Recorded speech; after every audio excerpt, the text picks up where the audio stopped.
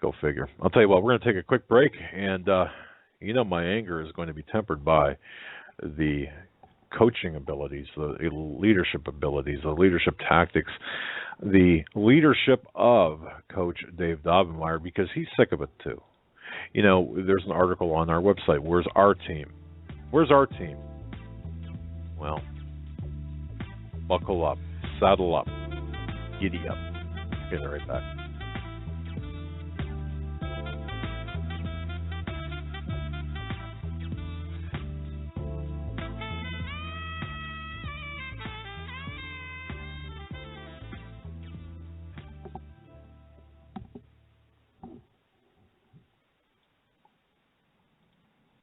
God is calling us back to publicity. He's calling us back to the Bible. He's calling us back to depth. That's every home should be a house of learning. That what you get at church should supplement what you're doing and what you're studying all week long. And it's time that all of our homes become homes of learning to get into the Word of God and to deal with hard subjects and to deal with the hard subjects in our life. Anything that the devil has been having you run from is the very things that God needs you to run to get you free. And we're entering into a season that God is going to supernaturally open up the Word of God to you like never before. He's going to give you the ability in this season, if you'll simply be obedient, to face your giants and to take them down and to prepare you for the days ahead. And I believe that we can see revival in America. I believe that we can see big things turn around, and I do believe there's going to be some judgment. But one of the things that God keeps speaking to both my wife and I are spot judgment. That God is big enough to judge the elite while setting his people free. And I believe that if we'll get on our knees and to repent and return back to the Word of God and return back to being a people of prayer and a people of the Word, that we can begin seeing God do that. God needs to judge some things for Pharaoh and what they've been setting up so that we could be free to begin sharing the gospel again, and I mean the real gospel, where we can make sin and make people feel it. We need to enter into a time like Jonathan Edwards, that when we're preaching about sin, people need to feel the fires of hell. When they do, they're going to realize the splendor of the cross and what Jesus did for us and how precious our salvation is and how God has been calling us out of Babylon and to begin walking with the King of Kings and the Lord of Lords, because God has something he wants to make one of each one of us. He has a purpose for us. He has a power for us. And he has been waiting for us to lay down Babylon so that we could begin learning how to walk in it. And that's where we're at right now in the body of Christ. And that was Dr. Michael Lake from last night. We took an excerpt from that program. What a powerful 2 minutes from Dr. Michael Lake. If you missed last night's program, please tune back into it via our archives. Now, we have with us right now a man of integrity, a man of character, a man who is a leader of men among men. His name is Coach Dave Daubenmire. And, of course, Past the Salt Ministries. It's if you go to HagmannandHagmann.com, on the right-hand side of our website is a link directly to Coach Dave Daubenmire's website. He's a guy that 10 years ago, last week I believe it was arrested for attempting to give water to the dehydrating and dying Terry Schiavo. So this man knows what it is to have his feet on the ground in the midst of battle, and I'd be so honored to serve in battle with him, beside him, behind him, be a support service. Hey, even put the saddle on his horse, or do whatever I need to do. But it stands for, or that goes for both Joe and I. Coach Dave Daubenmire, welcome to our show tonight. Oh, Doug and Joe, it's great to be on with you. I was listening to your 28-minute rant there at the beginning. I could have listened for that because you know, Doug, we're not mad enough, Doug. We're just not mad enough, and I don't have any idea what the reason might be. I think about the liberties. I'm 62 years old. I think of the liberties that I've taken for granted my whole life, that my father's generation, the greatest generation, fought and died for. Those guys signed up at 16 and 17 years old to go across the ocean and fight for our freedoms, and it was handed off to us. And certainly our American psyche was a little injured by Korea and Vietnam, and some of those crazy things came on. But patriotism, the idea of living your life for the next generation, it seems like that kind of died with my dad's generation, Doug. And you know, my wife and we're in a position where we're going to have 2 grandbabies. My daughter just left. One of our daughters, both of them just left actually. One of them's she's going to pup here in a week. I mean, she's so big, and the other one's going to have a baby in July.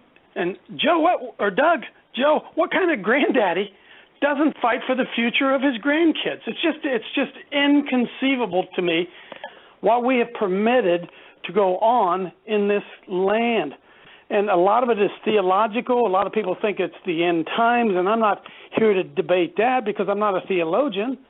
But brother, what if it isn't? What if it isn't? And heaven forbid, what if the Lord really has given us the ability to extend this thing? What if His grace and His mercy is just a little bit, just not right where we think it is? We think He's done with us, that the clock is winding down. It might be. What about little Macy that's coming along here in a week? How am I going to look her in the eye 20 years from now? That's what motivates me every day, Doug, Joe, every day. And the idea that we can just preach the gospel and salvation and save souls, what a pietistic view that is. Just righteous and be holy and let the world go to hell? Am I my brother's keeper? Am I responsible for my neighbor and his kids? Am I responsible for doing everything I can to see that they enter the kingdom and have an atmosphere of righteousness that they can grow up in? I believe we are, Doug. But the attitude, for the most part, of the Christian church is an attitude of defeatism, and I'm sick of it. You know, you're exactly right, and I love history, and I think back to our Revolutionary War. You know, the oppression of the British that we fought against. Well, we're so far beyond any constraints of that, but that birthed our nation, and it was the most pivotal time in our nation's history. Now, many men and women of average means and intelligence, they rose up to become celebrated heroes and heroines, and they placed everything they owned on the line, from their families to their businesses, to take up the cause of freedom, to form the greatest nation in the world, and we're living in this greatest nation in the world. In doing so, they risked their own freedom. They risked their own lives. They risked everything that they had. Now, we can learn a lot from these very wise and very brave people, and we owe much to their courageous actions, as well as to your father and my father and those who fought in the Second World War to make sure freedom is here. But you know, many American heroes, while they were created by their acts of total selflessness, and they were fighting on behalf of all citizens of the American colonies back in the Revolutionary Wars, there were others who chose to sit out the fight, or even worse, in the case of, let's say, Benedict Arnold. But having said that, yeah, what are we doing? Where is our team? And folks, go to Coach Dave Dobmeyer wrote a very fantastic piece on News with Views. It's also on. He allowed me to reprint that on the Hagman and the Hagman. I got to tell you, he's right on the money. That's where is our team. But yeah, so you're right, Coach. I mean, you're right. I mean, anyone. You've got grandbabies on the way. I've got a couple of grandchildren. I've got 4 grown children, and doggone it, we can't sit on the sideline. We just can't. We have to do our part, play our positions for the team, don't we? We do, Doug. We do. You know, I've dedicated. I want everybody listening to me right now to understand. This isn't about me, Doug. Listen, we don't need another organization. Lord, help us. I was thinking today that one of the, you look at all the pro-family groups, whatever that would be, you can throw them out there, the American Family Association, and focus on the family, and the Family Research Council, and the National Organization for Marriage, and we could just go on and on and on and on with all of these organizations that are raking in all of this money, claiming to be doing good work, and they might be, Doug, but the truth is, if we were to look at the scoreboard, they are getting skunked. They're getting skunked. So the last thing we need is another organization. That's not what I want to do. The body of Christ is an organism. It's a functioning, moving, breathing, living organism. But unfortunately, for most of us who carry the name of Christ, we have turned the body of Christ into a building. a church building. People say, I go to church, come to my church, when in fact the church is inside each and every one of us. We are the body of Christ. So I am not trying to do anything, Doug, to get my name in the lights, because Lord knows I don't need that. You know what comes with all that anyway, right? And I don't need the attention of man. I'm not trying to make money. I look at my little grandbaby, my little Reese, who just left here, and the two grandbabies that are coming, and Grandpa says, I have to do something. And we're losing these battles because we are not engaging in the battle. Now, let's take, for instance, what just happened in Indianapolis and in Indiana with the religious freedom law that came down. Governor Mike Pence and the legislature thought they were doing the right thing, reestablishing religious liberty. And what happened? We see it happen all the time. It always happens. The homosexual lobby, I call them the God haters, they went on the attack. And they went on the attack, something that wasn't expected, a sneak attack, if you will. And next thing we know, Mike Pence, his knees are buckling, and the Senate and the House there in Indianapolis, their knees are buckling, and all of a sudden they rewrite that law to not include homosexuals. That's the only group you cannot discriminate against, which is what they said it did. And it happened, Doug, because there was only one team on the field. That's all there was. There was no Christian team. We were shocked and surprised by what happened. And there should have been 10,000 Christians on the steps of the State House in support of religious liberty. Where are they? Where is our team? They're nowhere to be seen. And one of the things that grieves my heart, and I kind of came to an epiphany on my own here over the last 10 days or so, hey, Doug, they ain't coming. They ain't coming. The pastors, we asked the pastors, where are the pastors? Where are the pastors? Hey, Doug, they ain't coming. They aren't coming. So now I'm faced with a problem here. Do I sit back as a football coach? Let's say I got a bunch of guys on my football team, and we have a lousy coach. Well, we have to make a decision. Are we going to keep coming to practice and trying to do the best we can, or are we going to go lay down and drink some beer before the game and go out and just mess around? Well, we don't have leadership. No one is putting a team like that together. And I just wrestled with the Lord and said, okay, Lord, I'll do it. I'll do it. Am I Franklin Graham? Am I Joel Osteen? Am I some big name guy? No, I'm not. But I know this, Doug. I have experience of this kind of stuff over the last 15 years in the cultural war, let alone the 35 years I did it as a high school football coach of putting teams together. So that's what I'm going to do, Doug. That's what I'm going to try to do, is put a team together that won't be shell-shocked and surprised when the enemy throws a sucker punch at us. See, there weren't 10,000 people in Indianapolis because there's no organization. There's no team.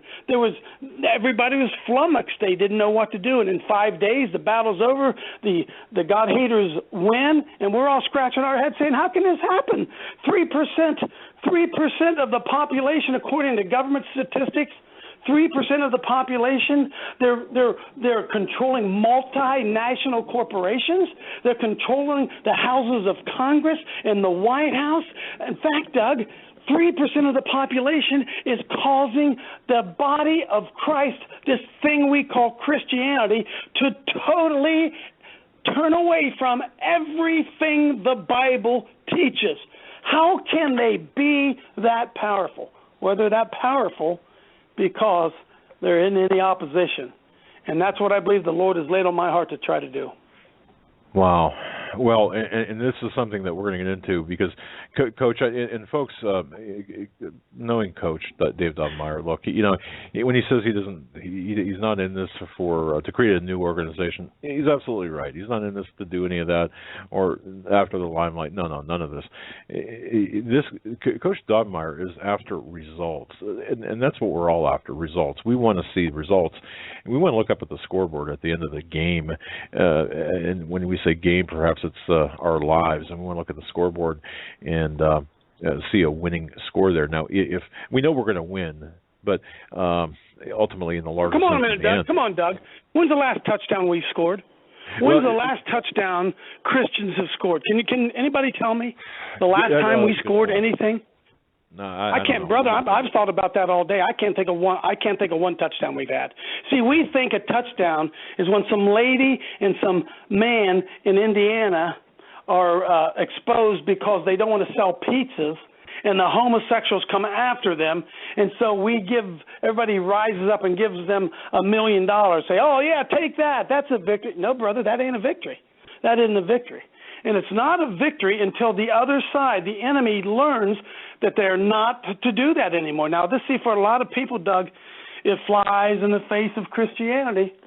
In fact, I had a guy tell me, a man I really, really respected. He says, Coach, the reason we're having such problems in America is because our pastors are concerned about protecting the Christian brand.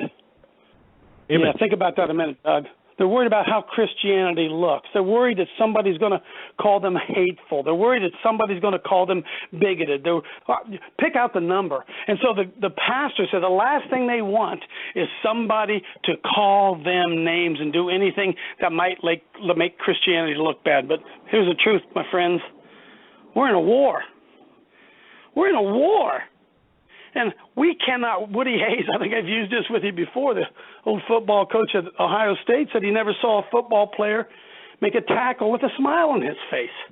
Why are we smiling, Doug, as every vestige of Western civilization is being destroyed right in front of us? Doug, you know that's true, don't you? Western 100%. civilization, Christianity, Western civilization is crumbling, my friend, right now in your lifetime and my lifetime. And nobody seems to care. They want to accommodate. They want to change everything the Bible teaches to not offend anybody. And the end result of that is, brother, we're going to lose marriage.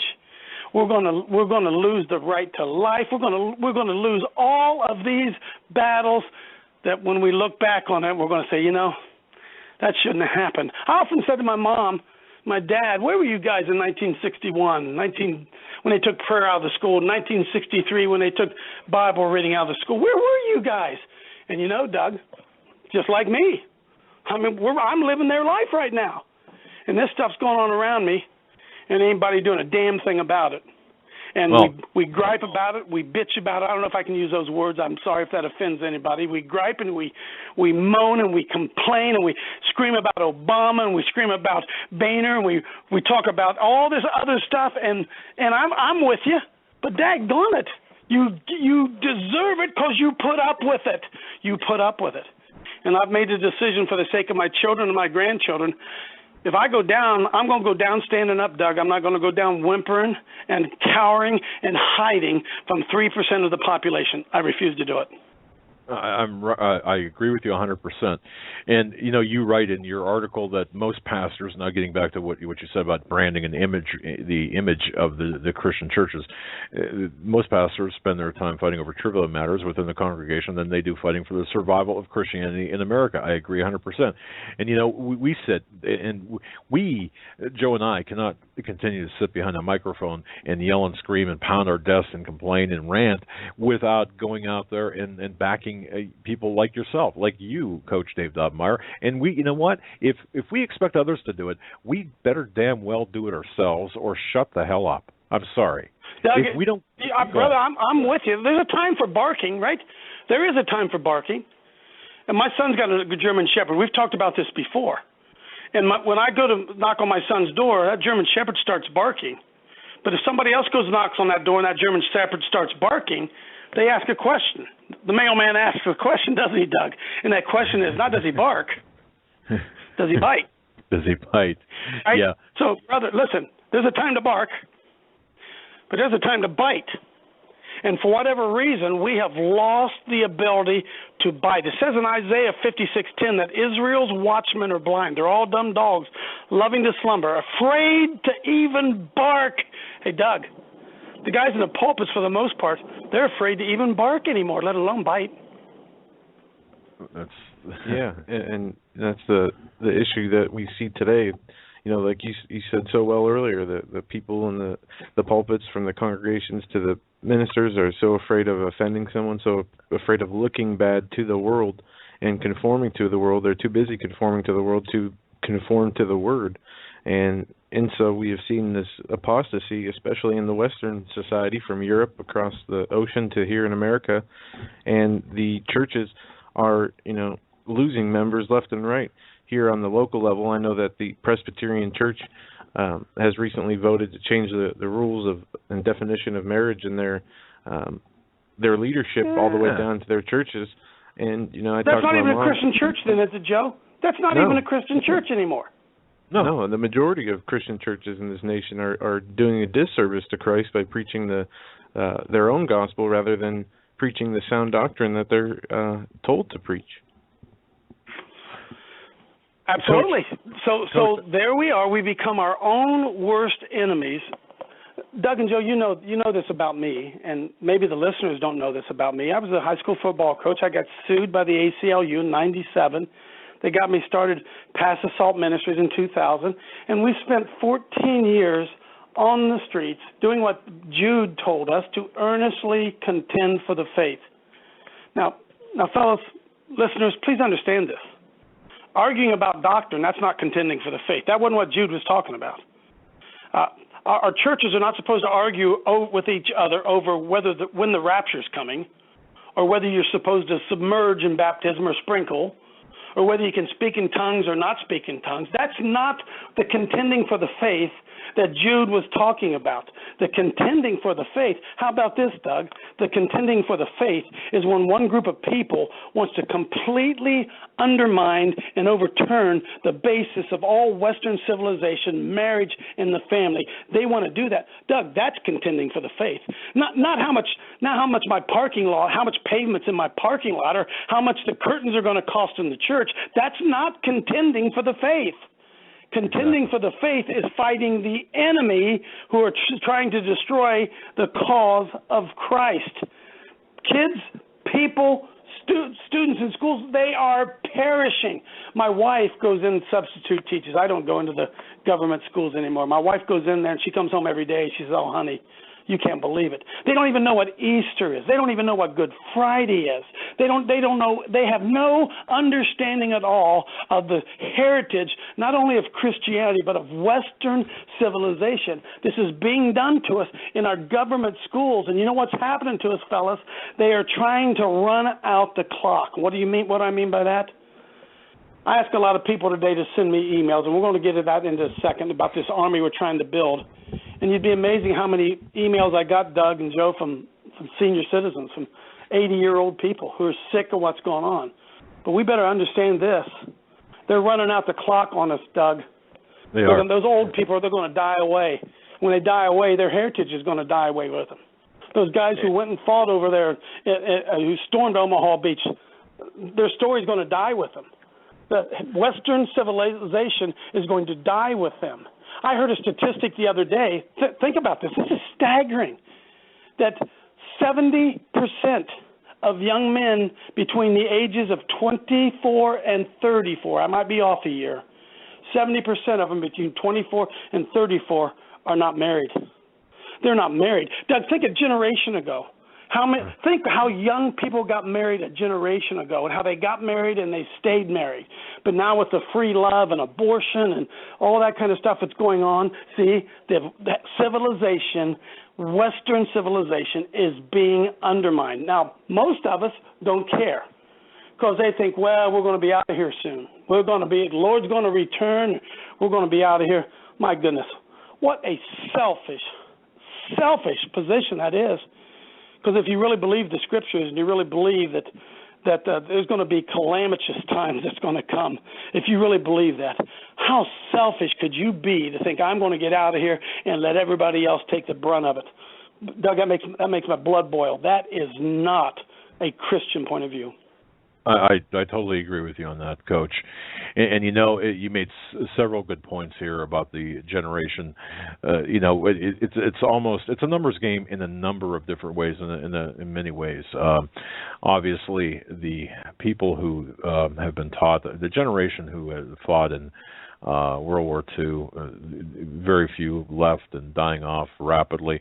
The generation that has been taught the principles, the morals, even of the 50s, if you think back to the 1950s, and Coach, I mean, you and I were part of the duck and cover drills, but along the same lines, we were also taught about things of a religious nature. We were taught more morality. We were taught from right from wrong, and that's been taken out of the schools. Now, if we were to assess the playing field here, Coach, and looking at what the playing field is, here we are. We've got the other team outnumbered. We do, because according to a study published by the Williams Institute back in 2011, for example, on one battlefield, one front here, the percentage of adults who identified themselves as either homosexual, bisexual, or transgendered, a whopping 3.5%. So that tells me 96.5% of all adults in the United States are heterosexual. So I got to ask the question, how is it possible that a 3.5% seems to have such power and influence over today's society?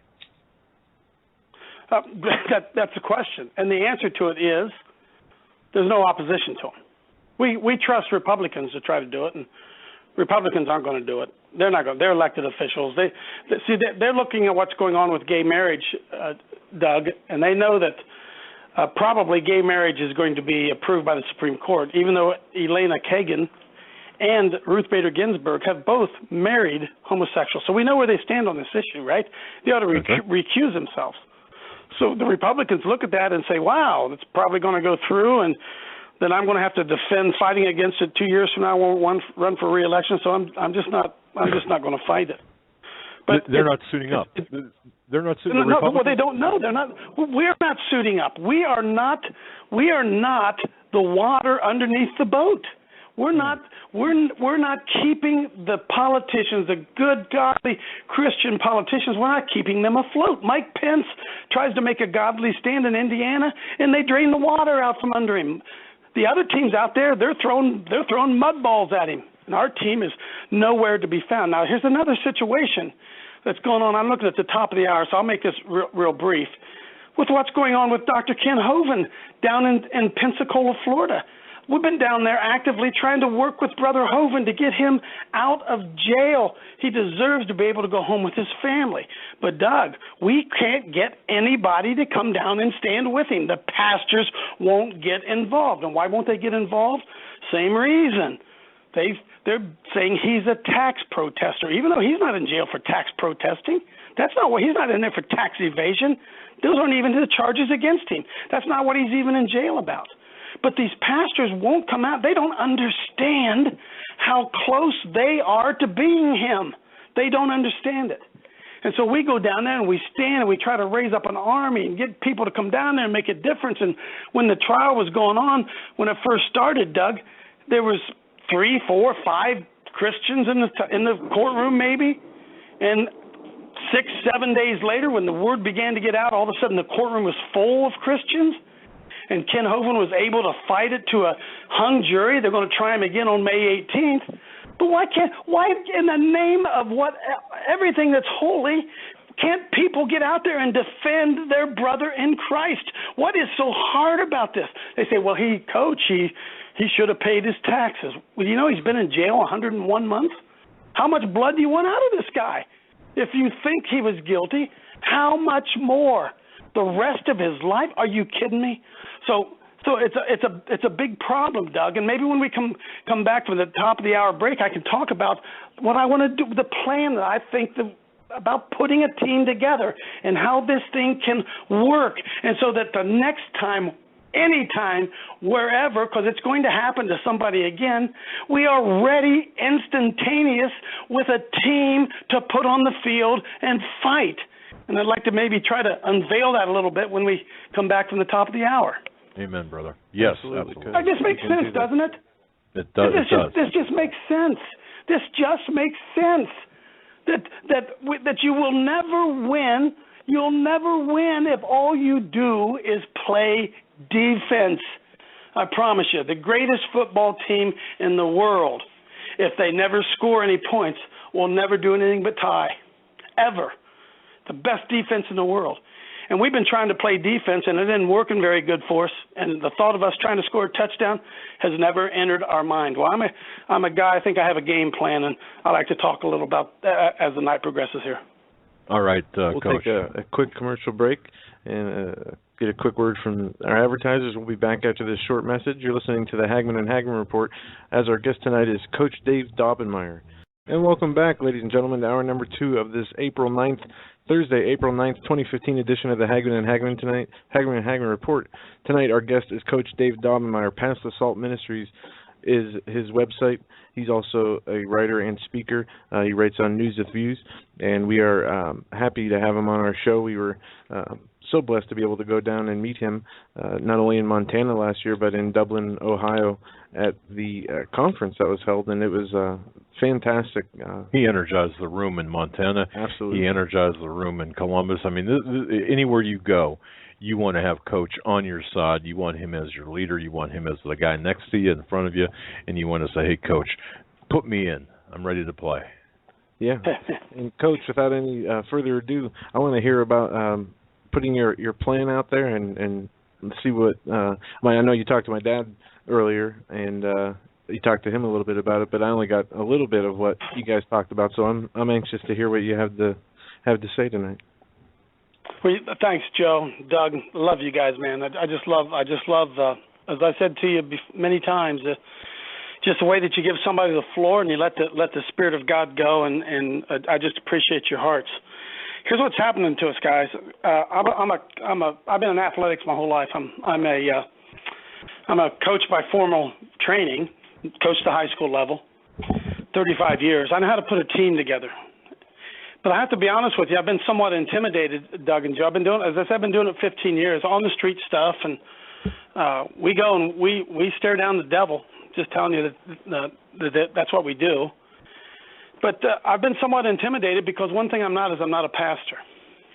And I respect it. I respect the fact that pastors are pastors. I respect the call that is on their life. And I've really battled probably for at least the last 5 years, maybe even longer than that, with trying to assert myself, put myself in front of or in the position of a pastor. I don't feel good about doing it, you know. As a football coach, the last thing I wanted was some biddy league coach telling me how to coach my team. So I knew a pastor could say to me, well, you know, you can sure criticize, but you don't pastor. You don't know what's going on with it, and I don't. But I've waited 5 years, 6 years, 10 years, however long it's been. I've waited for somebody to do something, and there isn't anybody doing anything. Well, you've got to be careful when you paint with a broad brush because there are some that are doing it, right? In fairness. But for the most part, they're not organized. There's no organized team. Here in Columbus, Ohio, there's probably a church on every street corner, and it never entered their mind they're on the same team. Never entered their mind. In fact, they're in competition with each other. Methodists are, they're doing one thing, and the Pentecostals are doing another thing, and the idea that somebody in a church sitting across the street from them is their brother in Christ on the same team never enters their mind. This sounds crazy, doesn't Doug and Joe, but I'm telling you, this is in fact the truth. Everybody is in their own individual team. And their own little individual team does what they do inside their own little individual church. For the most part, don't do a whole lot outside of it. So I'm a coach. I go to the street and I see what's going on. And I see how easy it is for the forces of darkness to be repelled when a man full of the Holy Spirit of God shows up at the gates of hell. I've done it. I've done it with other people. I see the Scripture says at the name of Jesus, every knee shall bow and every tongue shall confess. At the name of Jesus, these demons have to flee. There's something so powerful about this God that we claim to serve, yet we will not take him to the front lines.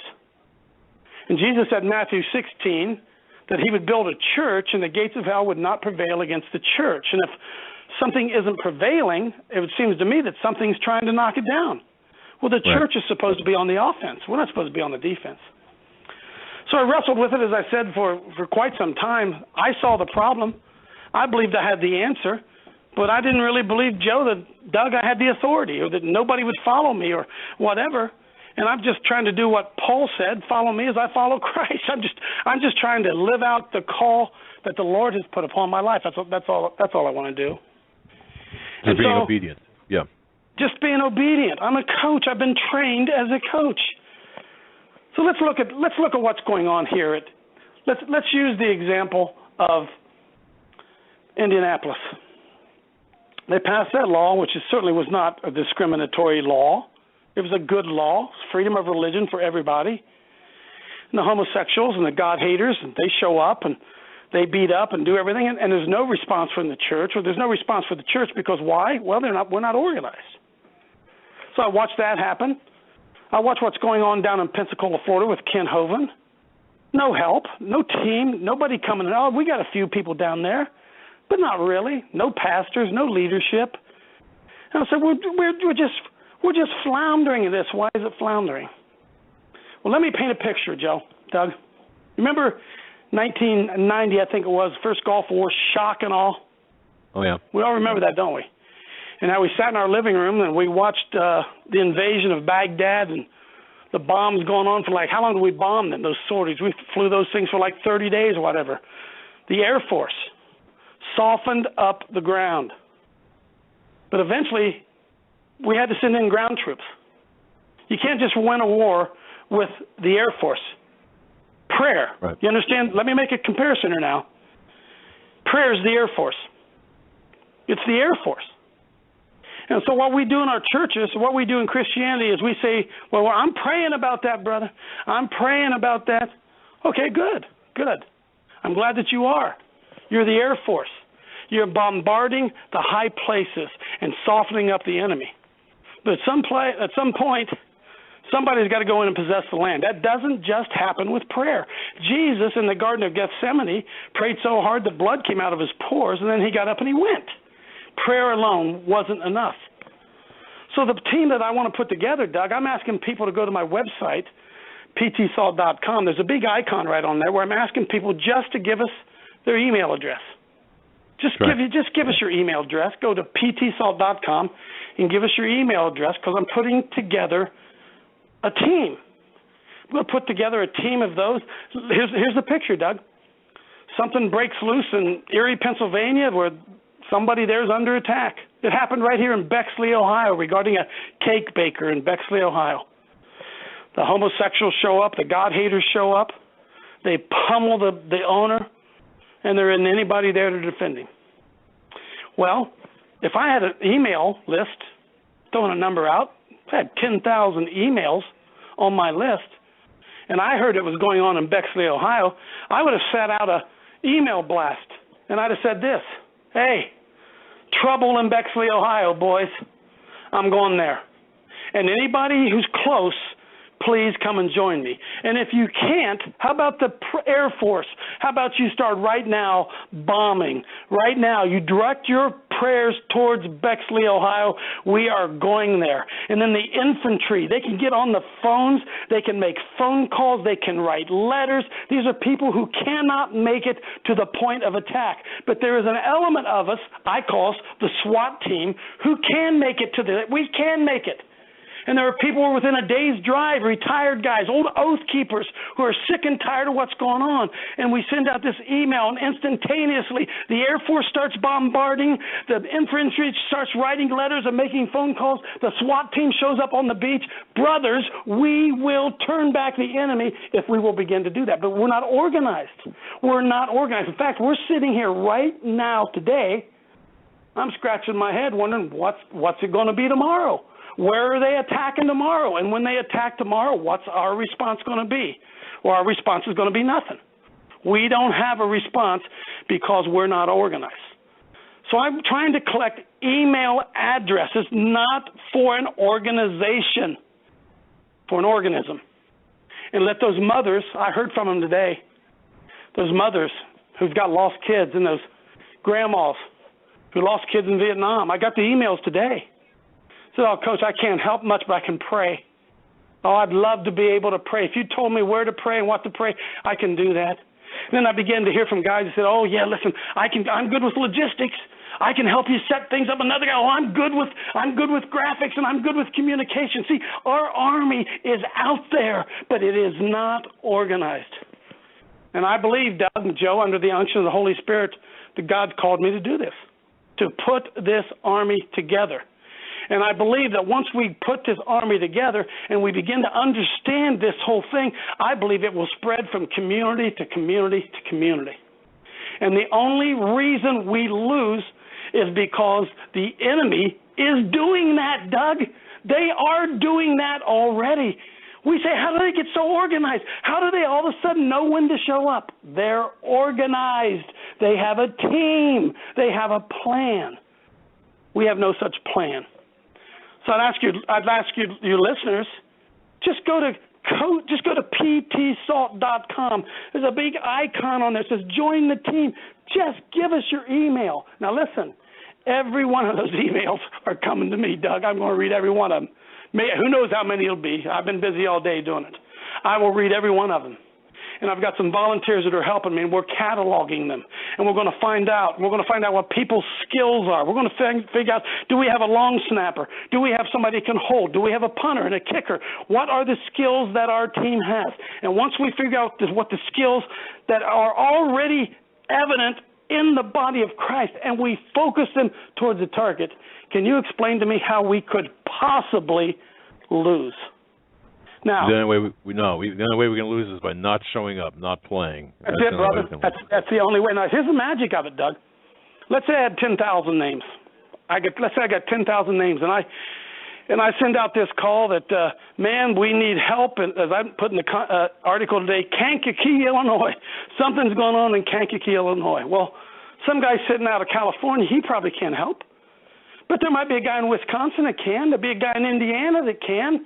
And so regionally, we will be able to unleash this army, not 10,000 guys showing up, but maybe 300, maybe 200.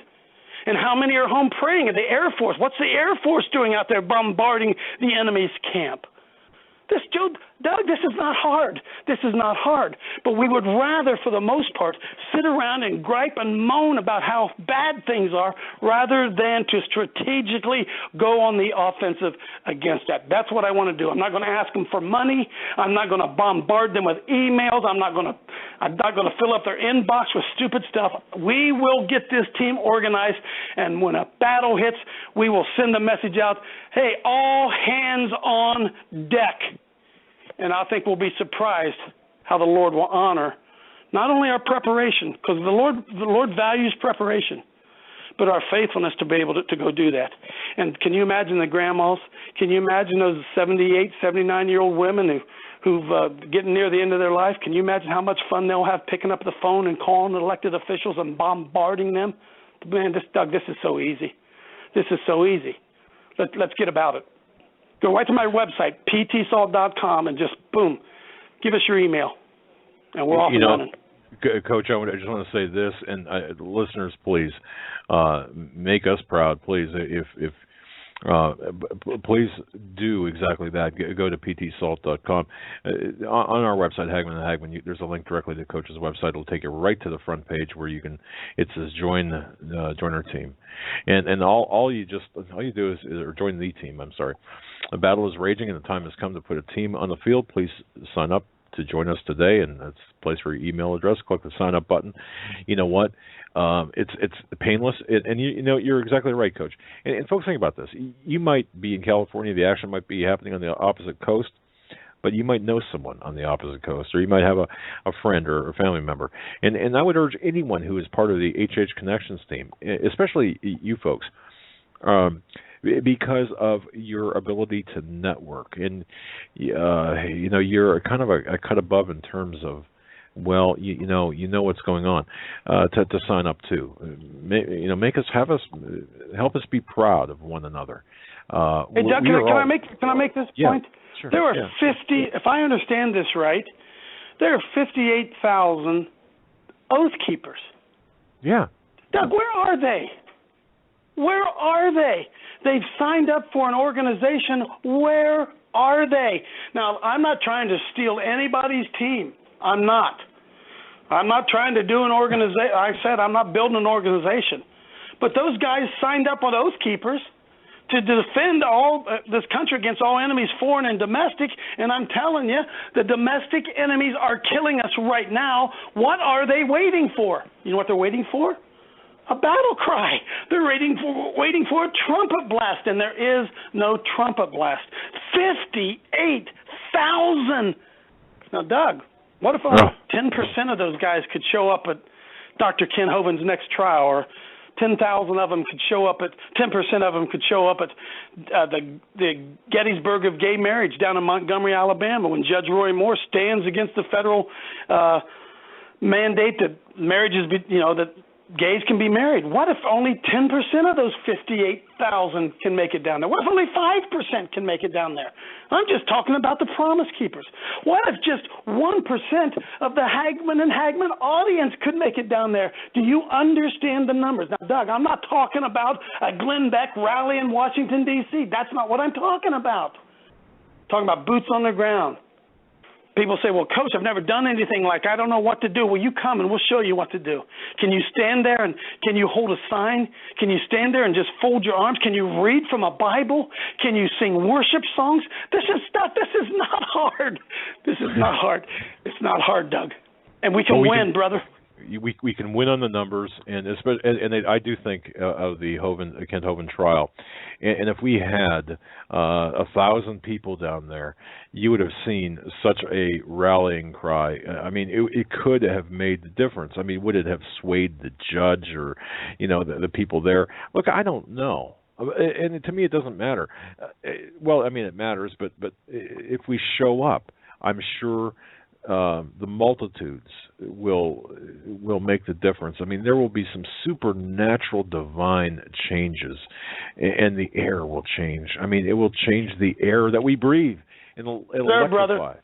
Man, if we believe the power of the Word, right, the power of unity and being there, those who were down there for the Ken Hovind trial at the beginning of it, there were about, like I said earlier, 4 or 5 people in the courtroom.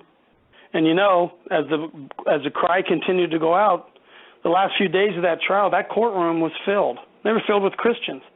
And the atmosphere in that courtroom changed because Christians were in the crowd. Now, this can happen everywhere. Now, I'm not talking about going and, listen, I'm not talking about the God hates fags thing. See, they like to throw that in our face every time. That's not what we're talking about, Doug and Joe. We're talking about going out and having a faithful witness for the cause of Christ to protect and defend Western civilization.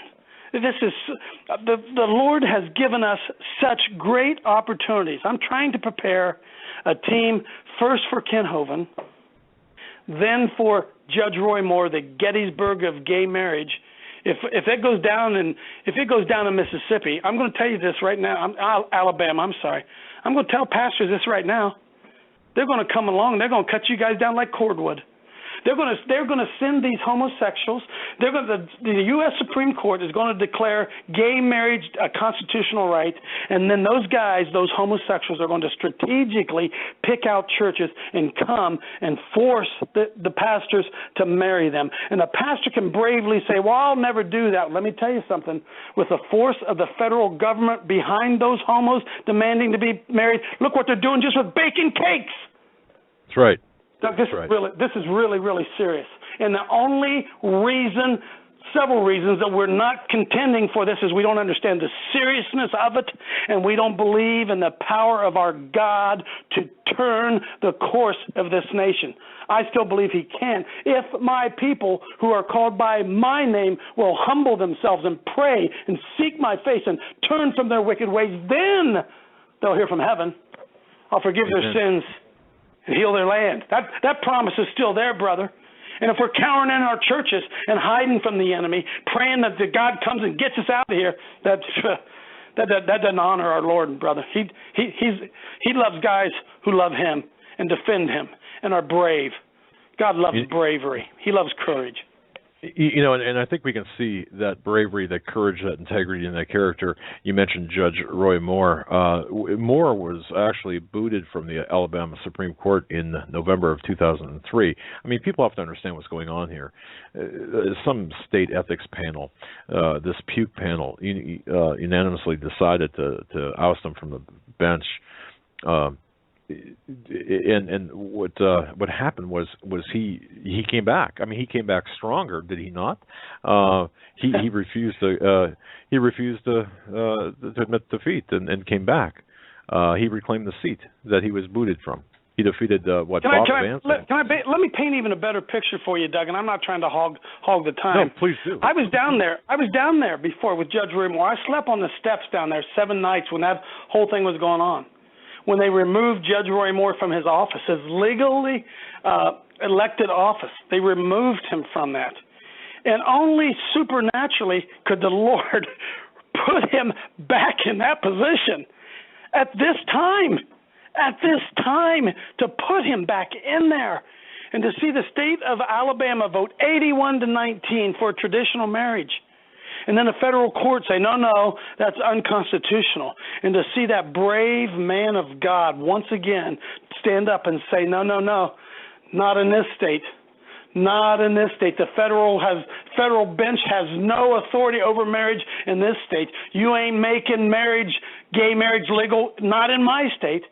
And the assault that he took again. And then the rest of the Supreme Court with him voted 7-1 in support of Judge Roy Moore. There's a battle coming to Montgomery, Alabama, brother. And I'm going to tell you, if we let Judge Roy Moore go down again over this issue, we get what we deserve. Amen. I definitely, and we cannot allow this to happen. We've got the opportunity right now to do something about this, and anyone around, near, in Montgomery, this is a call to action. This is a call to stand up, and if you can't be there, certainly, regardless, email, put your email in the box at ptsalt.com. Put your email there and give it to Coach Dobmeyer, so we can suit up a team. We can suit up a team. You'll vouch for me, won't you, Doug? I'm not some con artist. I'm just a guy that just loves the Lord, living out here, living my life with my wife and my kids and my grandkids, understanding the time in which we live and what it is that we need to do. And I'm looking for somebody. Said, here I am, Lord, send me. Nobody else will do it. Okay, Lord, I'll do it. But I need your support, Lord, for me to be able to do it. Folks, please just give us your email. I promise you, we won't bombard you. We won't beg you for money. We won't do any of that stuff. We're just going to notify you what's going on, where battle's raging, so we can direct prayers and we can direct our infantry and we can get boots on the ground. Prayer in the air and boots on the ground, brother. It takes both. It takes the Air Force softening up the land, and then it takes the SWAT team to go in there and clean it up, reclaim the land. That's what I believe the Lord would have us to do. This defeatist attitude in the church, shame on us. Shame on us. Shame on us that we would be so defeatist that those 3% of those homosexuals are going to huff and puff and blow our house in. And Doug, they are. It's crazy, man. It's just crazy. Absolutely, and this is we so often hear people ask, what can we do? Where can we make a difference? How can we make a difference? And this is a way to start, folks. If you want to, at least, just give Coach Dave your email and just see what comes down the pike back at you. And you were born for a time like this. Each and every one of us here were born for this very time. We've got a purpose. And that's one thing Paul McGuire, Coach, talks about, and Paul and I talk about off air, is we all have a purpose in life. And, maybe by what you do here today, right now, at this very moment, with Coach Dobmeyer, with us, when we lock arms and say, no, not here, not anymore, no longer, and we push toward reclaiming that which has been torn asunder by these godless souls among us, or never mind, I won't go there, but we need to stand up, reclaim what's been taken from us. Hey, Doug, listen to this. I'm just jumped in front of my computer. I'm not going to give the name. Folks, I want you to hear this. There's some purpose coming to the lives of people even as we're doing this program right now. Coach, I'm an 86-year-old widow, a prayer partner with 2 other elderlies who pray together every week. They don't listen to Hagman and Hagman, but I do every day. I know they will also want to be counted, though they are not on the internet. Just let me and them, through me, be aware of the needs of your Air Force, and we'll be active and on duty. Is that unbelievable, Doug? There they are, 86 years old, and they want to engage in this war. Brother, there's something good cooking here. I'm telling you, something good going on. Well, you know, if they, not to say that 86 is old, but if they're going to engage at their age of 86 or at her age of 86, I'll tell you, we can do it at 58, 56, 28. You know, we can do it. Some purpose to your life, right? A reason to get up, a reason to be proud to be Christian. Romans 1:16 says, I'm not ashamed of the gospel of Jesus Christ. I'm not ashamed of it, for it is the power of God unto salvation. And see, I'm not even going to answer those who want to call me a hater and all that kind of, Doug, we got to get beyond that stuff. Sticks and stones may hurt my bones, but words will never hurt me. They can call me all the names that they want. Here's the truth. I love people enough to tell them the truth, and I love a homosexual enough to tell him his sin is a stench in the nostrils of a mighty God, and I love them, and I pray that they come to the knowledge of the truth, but I will not let the selfishness of their sin destroy the future of my innocent grandchildren. That's the battle that's at war. We are more concerned about offending homosexuals than we are protecting the innocent children who might fall into that lifestyle. Amen, brother. I could not have said that better. And I'll tell you what, we're going to be using, with your permission, using that as a sound clip, because that in and of itself is a good 30-second sound bite that needs to be heard over and over and over again. You know, right now, this is what I believe, Coach. I mean, what we're in right now is not just any war or any battle. This, to me, at least to me, is an epic battle between good and evil. It's a war that's been taking place. It's been raging since the creation of man. It's a spiritual war, I believe, that's fought in the heavens as well as on earth, and the stakes are extremely high, for the battle is for our very souls. And if we collectively and individually don't put forth and say, you know what, we're going to step into this battle, and if we don't get involved, we are going to be held accountable for it, and we must not regard this war lightly, because our eternal salvation depends on which side that we conspicuously occupy, and we're going to be held to account if we don't show up. Wouldn't you agree? Well, I look at it like this, Doug. I think about David when he ran at Goliath. It's all a mindset. See, when David saw Goliath standing out there in that field, he's 9 feet 9 inches tall. He's a pretty big dude. David wasn't real big. But David had the experience of the paw of the bear in the mouth of the lion. He knew his God would come through for him. So when David ran out there to face Goliath and everybody else was watching what was going on, they all looked at Goliath and thought, oh, my God, how big that guy is. David's going to get eaten alive. But David looked at him and said, oh, my Lord, he's so big, how could I possibly miss? It's just a matter of perspective. We serve the King of Kings and the Lord of Lords. The same Spirit that raised Christ from the dead dwells inside the believer, and we cower in fear from 3% of the population who are deviant. See, I don't want to use that word. Deviant means what? They have veered off the normal pathway. We can argue as to why. We can argue whether they were born that way. We can argue whether they were molested, they were mistreated. Whatever it is, what they are doing is not normal. Well, but they're trying to teach our children that it is. And I have a rock right outside my door. I'm looking right at it right now, Doug. I told my wife, one of those rocks you get things written on, you know. Oh, yeah. And with scriptures on it. And I had a rock out there to remind me. Got a millstone sitting right there. I'm looking at it right now. Because the scripture says it'd be better for you if they put a millstone around your neck and threw you into the deepest part of the ocean than to mislead even one of these little ones who believe in me. That's pretty serious stuff, Doug. Oh my goodness.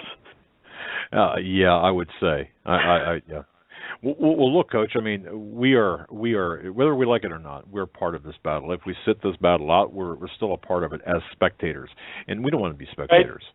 You know, the battle taking place right now within our borders is precisely, I believe, where the final outcome of the entire war will be decided. So it's so vital that every Christian, each and every one of us, take a very overt, very public stand. And to hell with, I got an email saying, well, gee whiz, this is perfect. The DHS could hack the email list of, well, you know what? That's the chance we must take. I mean, are you serious? Is that what you're worried about? Oh. Like they haven't done that already, right? Right. I mean, that's about 10 years ago, okay? But we've got to take a very public, overt stand in this battle. And we've got to stand up and say, it is us. And this is my name. And you could put my name down on this side. Here's the coach assigned me this number. This is my jersey. And this is my position. I'm going to play it. And my name is going to be in the program, on the scoreboard, or wherever it might be, and announced over the loudspeaker. We can't run from this possibility of being marginalized or being identified as this political dissident. But you know what? We wouldn't be political dissidents if everybody that feels the same way we do comes together and joins. Doug, how about those guys that stormed the beaches at Omaha? Yeah. Didn't they have families? Didn't they have lives that they wanted to live? Didn't they have grandchildren maybe? Didn't they have dogs and cats and homes that they missed and jobs? And didn't they realize that greater love has no man than this? He would lay down his life for his friends. Why do we think we're so special? Why do we think we live in a Christianity that requires us nothing? Doug, I don't want to die. I'm going to. So are you. Right. Yep. I don't want to. I'm not looking for a death wish. But my goodness, there's worse things than death, my friend. Far worse things than death. You got that right. And so, we can't let those, as it said, these honored dead to have died in vain. I was out of Lexington, Massachusetts a few years ago. Come on, folks. Send me your email. Go to ptsalt.com and give me your email, please. ptsalt.com. I was at Lexington Green. You ever been there, Doug? Lexington, Massachusetts? Yes. So you know what that's like. It's like a big football field where the shot heard around the world was fired, and Captain John Parker, who was the chief elder in the church of Pastor Jonas Clark, who was hiding Sam Adams and John Hancock. Figure that one, a pastor hiding, right? The army's looking for him. I guess they didn't know about Romans 13 to turn him over. They were hiding them. And 77, when those soldiers came down, 77 butchers, bakers, and candlestick makers went out, and they turned back the most powerful marching army that the world had seen. Now, they went on down to Lexington. 5 guys killed dead, laid there dead.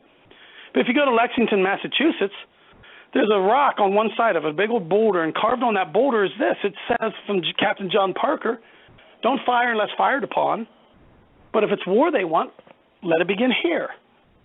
And then on the other side, across the football field, is the way I look at it, there's a monument that's erected, Doug. And on that monument, it says a lot of things, but I had a verse that jumped right out at me. It said, from this point will mark the liberty of the world. Is that unbelievable? Chilling. That they knew it? It's chilling. That they understood it. They understood that where the Spirit of the Lord is, there is liberty. And they died. We don't even know the names of those 5 guys. I don't know their names. I don't even know their names. No. But they saw something beyond what we could see. They had vision. They just didn't have sight. They could see something bigger than themselves. And I would just pray that all across the world, people listening to this radio program right now can see something bigger than just seeing it with their eyes. That our time and our opportunity is before us. And that the hand of the Lord could be stayed if His church would arise and do what He's asked us to do. Well, Coach, you got a lot of people behind you. I can see it right now. I can see from the emails coming into us, very many people are saying, let's do it. And so you can expect a very good response from the listeners of this program. Our our dear friends, partners in this radio enterprise, American Survival Wholesale, want me to let you know publicly that their team stands 100% behind you, and that's what makes this show a little bit different than all the rest. Not special, just different, okay? And that's the fact that we're a family. Go ahead, sir. See, Doug, here's the truth. I really believe this. This is the body of Christ. Your audience is the body of Christ, not the people in the churches. Now, some of them in the churches are. I mean, don't get me wrong. I understand that. But for the most part, many of the people listening to this program tonight, Doug, they've probably dropped out of church. They're probably sick of church. They love the Lord. And they're sick about what's going on, but they're probably not plugged into any church. And I believe this, that as this group, this army that we're putting together, there's going to be unbelievable leadership that's going to rise up out of this group. There are guys and gals right now that the Lord has already marked their forehead. He's already put the mark on their forehead that they are going to be part of this end-time remnant, this group of godly men, some men who have run from the call to be a pastor. They're going to rise up, and they're going to be Christian leaders in these final days in which we fight. I believe that, Doug. I believe that. And for too long, we've been looking at the pulpit to be the leaders, and for the most part, they're not. They will not be. But we better know this. God always has a man, and God always has a plan. And out of this conglomeration of people, this remnant roundup that we're doing, leadership's going to arise greater than we've seen in a generation in this land. I believe that to the depth of my being. If you read the scriptures, it says in the last days in the book of Joel that the Lord's going to pour out His Spirit upon all flesh. Yes. There's a great revival that's coming before the end time. Now, it's not going to be pretty, I don't think. I think it's going to be a lot of collapse. There's going to be a lot of awful things that are going to happen. But ultimately, there's going to be a revival that's going to come out of this thing, and souls are going to be saved beyond what we can ever imagine. And the body of Christ, the army of God, is going to stand up and defend His name and defend His honor. Amen. I believe we're on the cusp of something unbelievable. You know what, Coach? I do as well, and I find that I'm very honored to be able to stand by you and stand with you, and have you direct me in this effort in any way, shape, or form that is needed. We look to you for the leadership, and I'll tell you, you tell us, you sound out the clarion call, and we will put together the ready response, first response team. We'll be the Minutemen, and I'm sure there's many people that feel the same way that you'll be hearing from in short order, as a lot of people listen to this program via archive.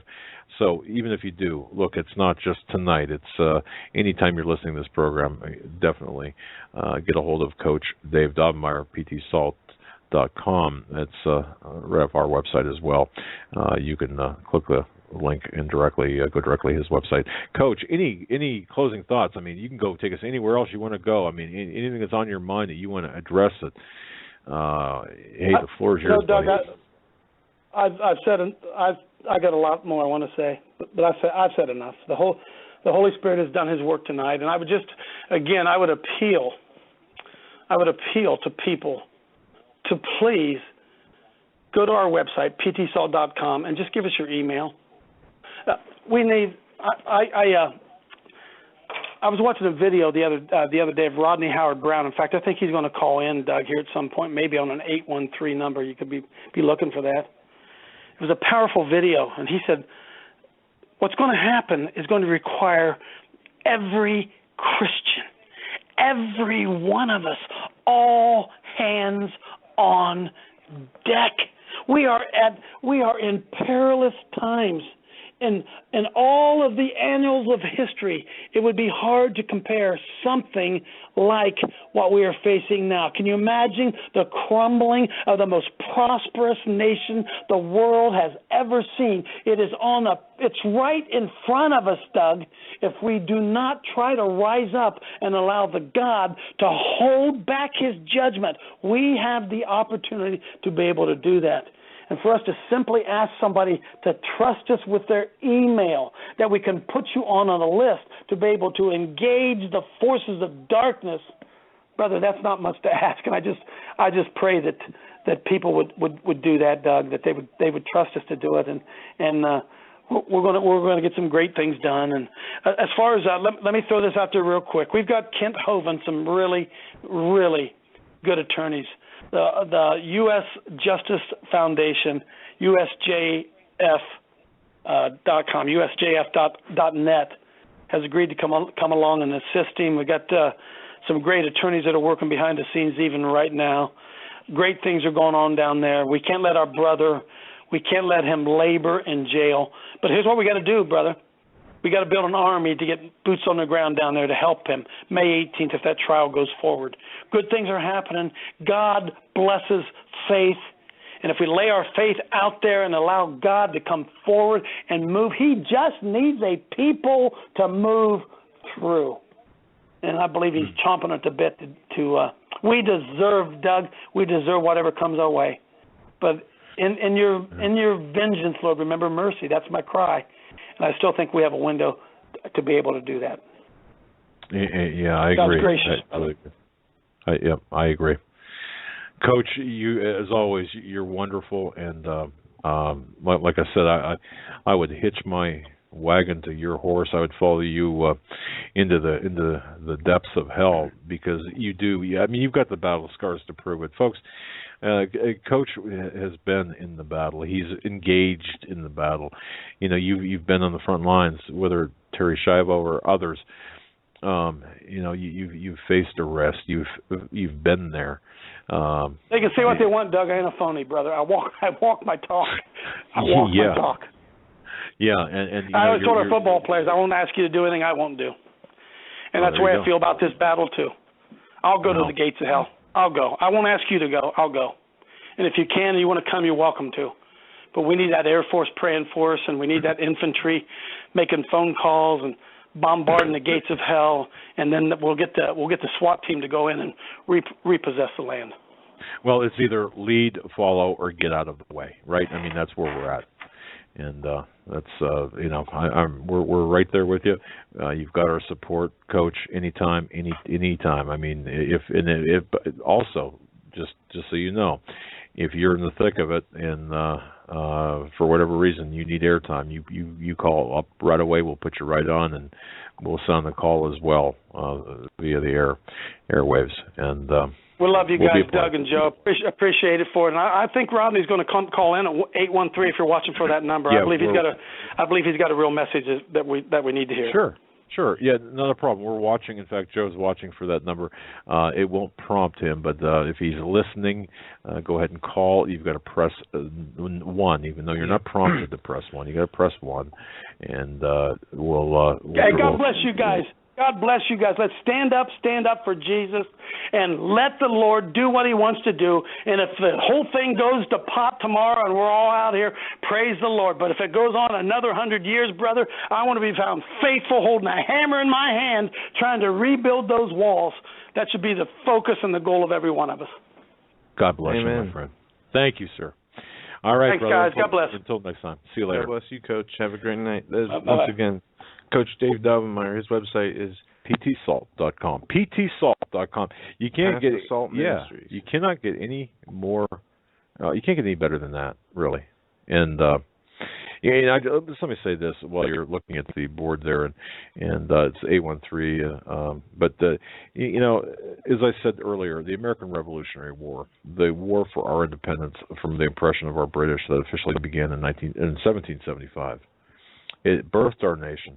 It was one of the most important times in our nation's history, and many men and women of just normal, everyday, average means, and even average intelligence at that time, they rose to become celebrated heroes, heroines, and you know, they placed everything on the line, from their families to their businesses, just to take up the cause of freedom, to form the greatest nation in the world. And you can say, well, you know, it's not the greatest nation. Well, okay, but at the time, that was their intent.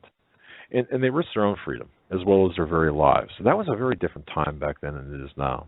Now, we can learn a lot from these people, these very wise and very brave people. And I think that Coach Dave Daubenmire should be considered among those revolutionaries, if you will, or those people who are saying, look, I'm willing to put everything on the line. And we owe we can learn a lot from those people, the very wise and brave people, and we owe much to their courageous actions, to their sacrifices. While many American heroes were indeed created by their acts of total selflessness, and they fought on behalf of all of us, all of their contemporaries, there were others who chose to sit out the fight. And I mentioned before, or worse, and I mentioned Benedict Arnold in passing, and think about this, that one of the most villainous names in U.S. history is that of Benedict Arnold. So reviled were his traitorous actions that his name really has become synonymous with betrayal. And he was once an important and very effective leader in the American cause, but he turned his allegiance back to the British at perhaps one of the most critical times in the war for our independence.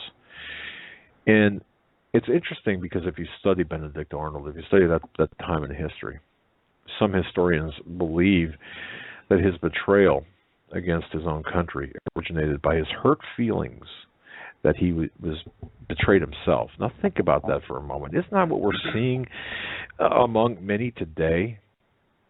Some accounts suggest that Benedict Arnold felt personally slighted, and he was unappreciated for the sacrifices he made, for the battles that he fought and won, at which time his leg was badly injured. It forced him to walk with a limp for the rest of his life, and a lot of historians suggest that he sustained a much deeper wound, which amounts to a fatal wound to his pride, that led him to turn against the noble fight for the freedoms and liberties for all Americans today, right now today in America, and in just about every Western country, but especially in America. There's an increasing number of men and women who see the ominous parallels between the pre-Revolutionary War days and the present day. And instead of fighting an overt enemy, today we're facing a much more insidious threat, spoken of by not only some of the heroes of the Revolutionary War, but by the communist insiders and defectors. It's the threat from within, isn't it? Isn't this what we're talking about? Certainly, I believe it is, and only those who choose to be buried deep in denial, or buried, or tied, or encumbered by their own normalcy bias, they refuse to see the increasing oppression against we, the people of America, we, the people of the West, by our own governments. And it's only those of us who choose to be completely clueless or complicit cannot or will not see, or they will outright deny that the clouds on the horizon, well, they'll say they're not well, they're storm clouds. They're not the dust clouds of an approaching enemy, selected and elected to retake our freedoms. No. Only those who have been effectively brainwashed believe that those currently in power reflect the true will of the people. Really? Too much MSNBC there for you, right? Or too much, it doesn't matter, too much network news, too much network commentary. Because history, I believe, and we believe here, is about to repeat itself. An overreach, well, there's an overreach taking place, an aggression of an out-of-control government.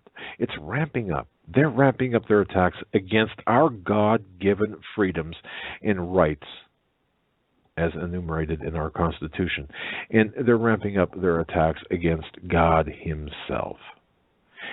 Today, I also believe that we're in the midst of a propaganda war where the contemporaries of our pre-revolutionary history, the true American patriots who hold the principles upon which this nation was founded near and dear, they've been openly identified as enemies of the leaders of our nation, haven't they? Haven't we? Haven't we been identified as terrorists, as the terrorists? You know, there's no ambiguity, none whatsoever, in the statements or intent of those leading our country. There's only their resolve, where they are unified in their objectives to subjugate us to their royal ambitions at the expense of our rights and the expense of our freedoms and those rights and freedoms of our children and their children. And we can't watch on the sidelines. We, as the contemporaries of our forefathers, are now domestic terrorists, folks. We have been for some time. We have been declared the enemy in speech and in writing, and there is a willing army forming at their hands to create two classes of people: those who are in power and those who are their subjects.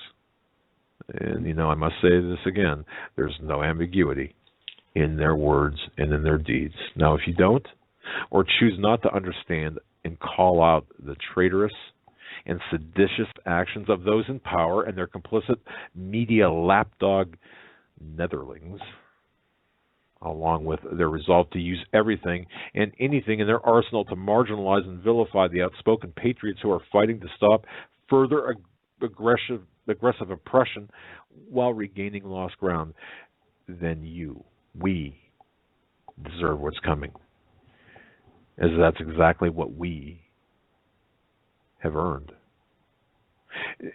Just as no ambiguity exists in the statements made about and against true American patriots by our current oppressors, you know what? There must be no ambiguity or lack of resolve on our part. None. There cannot be. There cannot be any gray area or middle ground.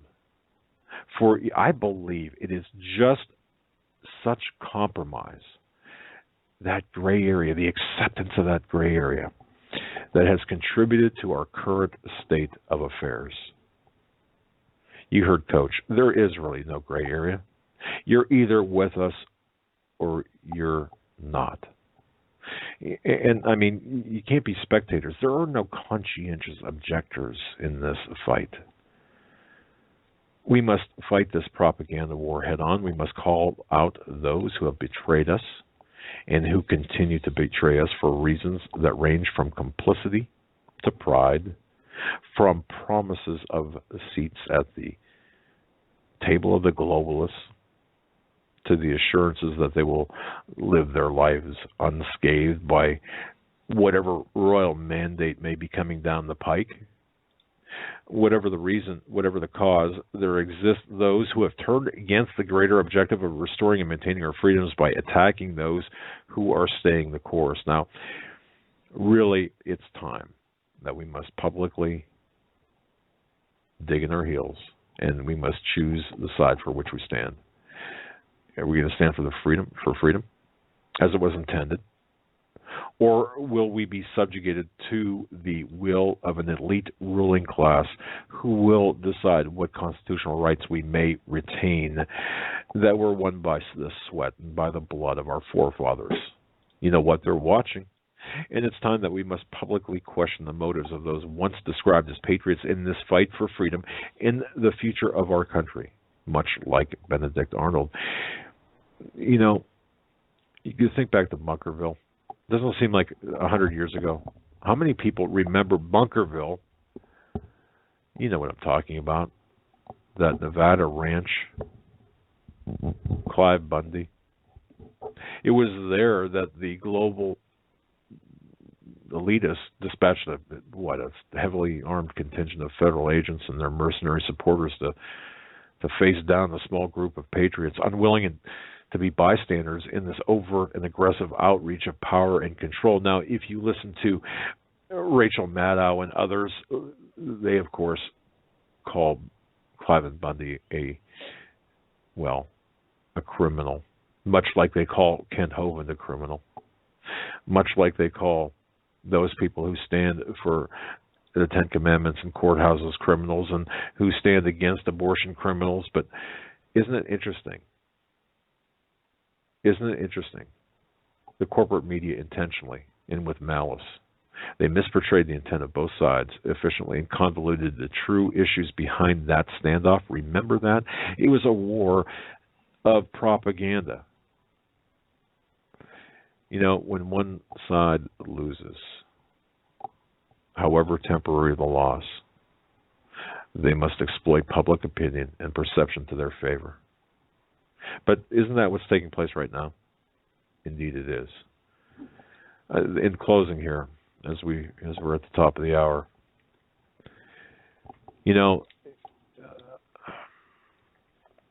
we must stick together. Folks, we are a family.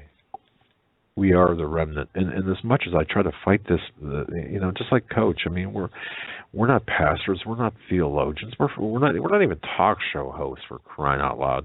And we get reminded of that every day. I look in the mirror, listen to the clips, and I think, we're not talk show hosts. We're just plain old guys that were apparently called to do what we're supposed to be doing. We're supposed to be doing this. And we're trying to be obedient. That's the only thing we're trying to do, is just be obedient. And trying to do what we're supposed to do. But we need to choose our side right now.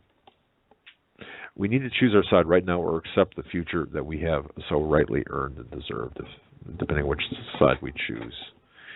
And it's up to us whether our children are going to walk across our grave with contempt, or hold us up with integrity, our memories. It's up to us. We're going to go to our top of the hour break. I see the area code 813 on the line, so hang in there. We're going to come right back on the other side and come right to you first. You're listening to the Hagman and Hagman. Welcome back, folks, to the third and final hour of the Hagman and Hagman Report. I'm Doug Hagman here in studio with Joe Hagman. We are the Hagman and Hagman Report. Just so very honored to have the last hour, the marvelous, the outspoken, the vibrant. I love the guy, Coach Dave Dobmeyer. I love him as a brother, and to be in the same room with him is like drinking 4 straight shots of espresso or something. I mean, the guy is just amazing. Joe and I had the wonderful opportunity to spend time with him in Columbus, Ohio, Dublin, Ohio, that is, that conference there, and of course Montana, and he was absolutely one of the finest men I've ever met, and I mean that. It seems like really God puts us in the positions, in the areas where we meet people that are really just tremendous people, and I would trust him with my life, and I'm not saying that lightly. I really would. I would trust him with my life. I know him to be a man of integrity, character, and he is trying just to be. Just to follow the obedient call, and that's what we're all trying to do, and that's all we can do, right? I mean, we can't do anything more than that. We just have to listen and be obedient. Sometimes I wonder, though, man, sometimes it's hard to be obedient, isn't it? I mean, sometimes it's just really tough. You don't want, it's like, really? But I get it. So we're all in this together. Again, thank you so much. And you know what, folks? We just want to thank you for listening to us, and sometimes we just go where the Spirit leads us, and not exactly what we had on tap tonight with respect to the first 30 minutes, but we just go where the Spirit leads us. Joe, let's go to the phones. Yeah, just a real quick reminder for people who joined us late. Once again, we are asking for prayers for Brother Marcus, who has a respiratory illness, and he needs some support and prayers. We ask all of you guys to pray for him. And quick into next week, we have Bill Salas on Monday. Stan will be with us Tuesday, and Paul McGuire will be with us Wednesday. He just released his new book, Mass Awakening, and that's a fantastic book. And from what I understand, we're going to have a few to send to listeners here within the next week or so. Yeah. So just giving you guys a quick update on the schedule. We're going to go to area code 813 first. I believe this is the caller Coach was referring to. 813, you're up. Yo, Rodney, Howard-Browne from Tampa, Florida. Good to meet you, gentlemen. Nice to meet you as well. Thanks for calling in. I met Coach Dave just a few days ago. Was on the Power Hour with Dr. Ted Brewer. And so that's how I get to come and talk to you. Well, very good. Yes, Dr. Brewer has mentioned you several times, and Coach said today that you'd be calling in. You got the floor. What's by the way, I've seen your most, I think it's your most recent video about reclaiming the nation. I don't know how else to describe it, but it's an interesting video, engaging video. Yes, sir. Well, just to give a brief overview, we came as missionaries to America from Africa 27 years ago. My wife and I and our 3 children came. We landed with $300. And then a revival broke out in '89 that's now taken us to 50 countries of the world. But in the process, I became an American citizen, and I was taken through the process, which cost over $50,000, many fingerprints, and you can't imagine what we went through to even become a citizen of this great constitutional republic. They made me raise my right hand to pledge to defend the Constitution against enemies, foreign or domestic. I read the Constitution. When I read the Constitution, I actually cried because I realized that this was the last stand of freedom on the planet. And as a minister of the gospel, I have to do something about what I see in America, which is an apathy in the churches, and many are asleep, and they think that we're not supposed to be involved in the political process.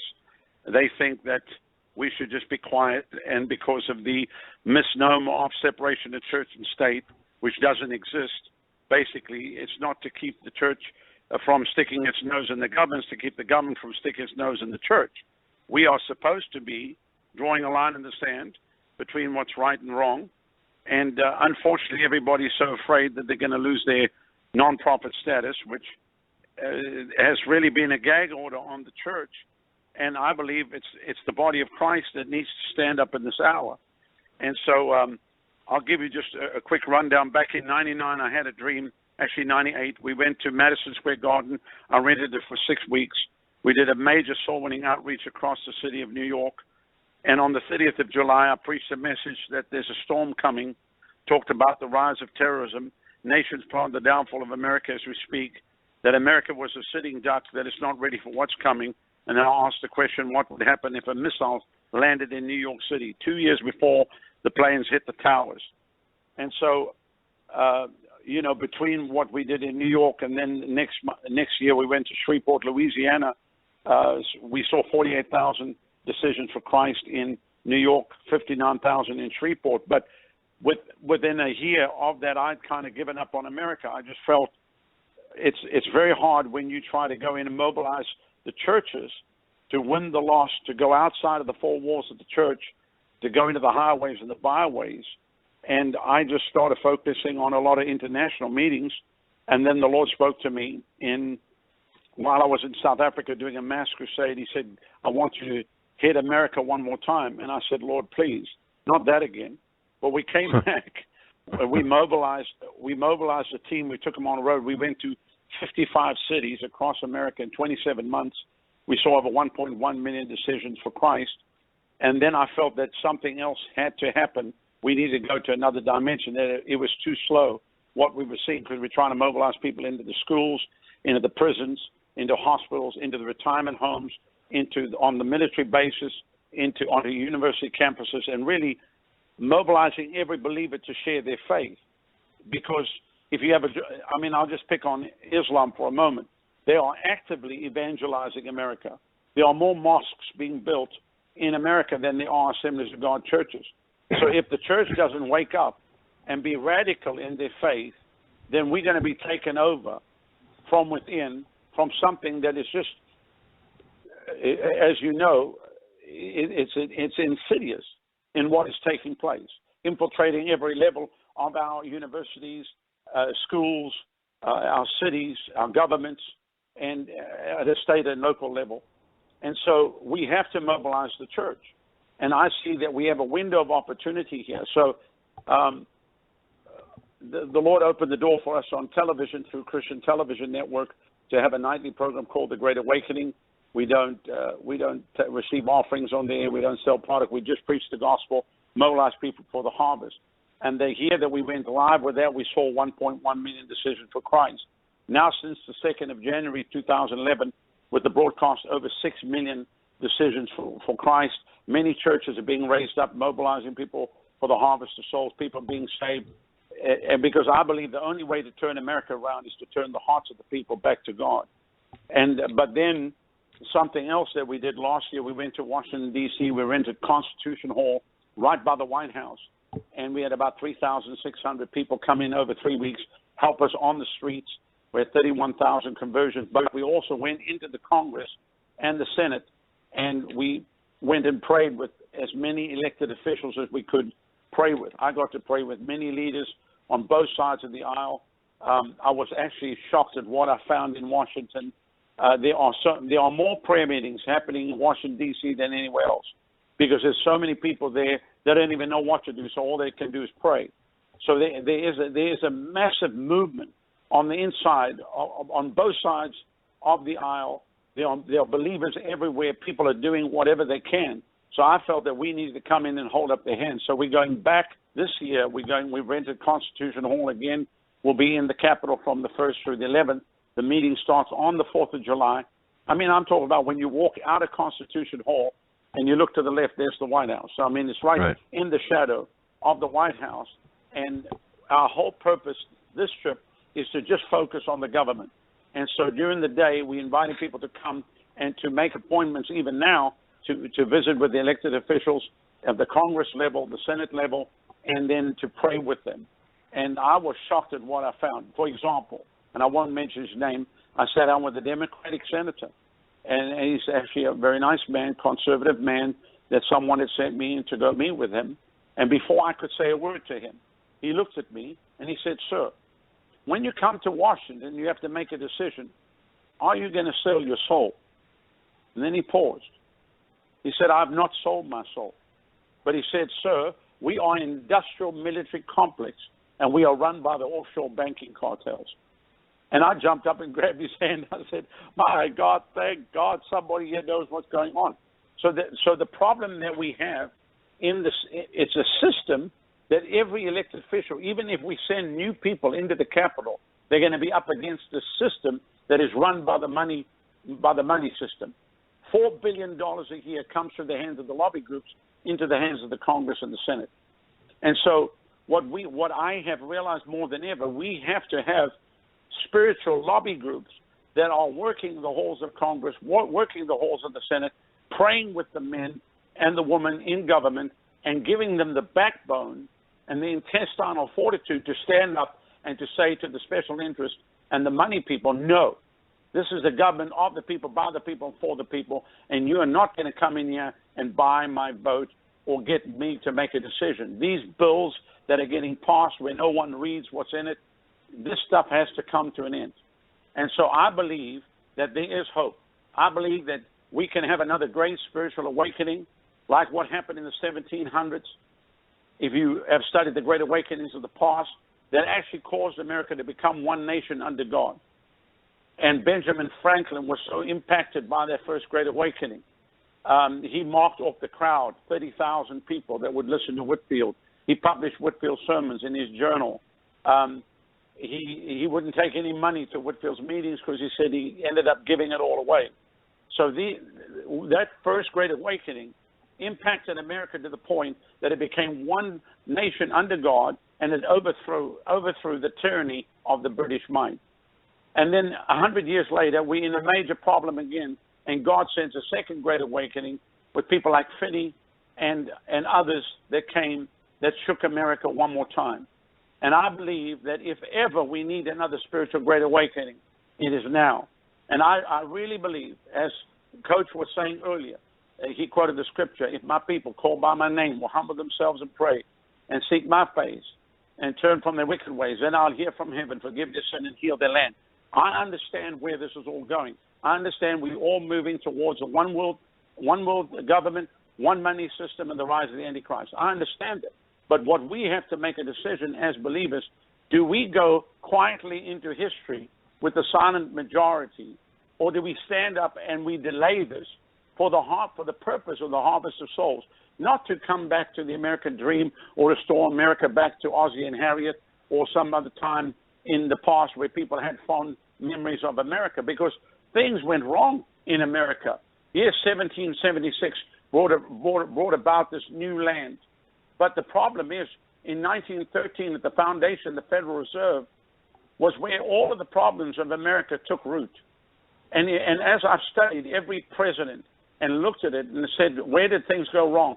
The last real president we had, I'm talking about an American president. I understand his faults as a person and all that, but the last real, genuine American president we had was a man by the name of JFK.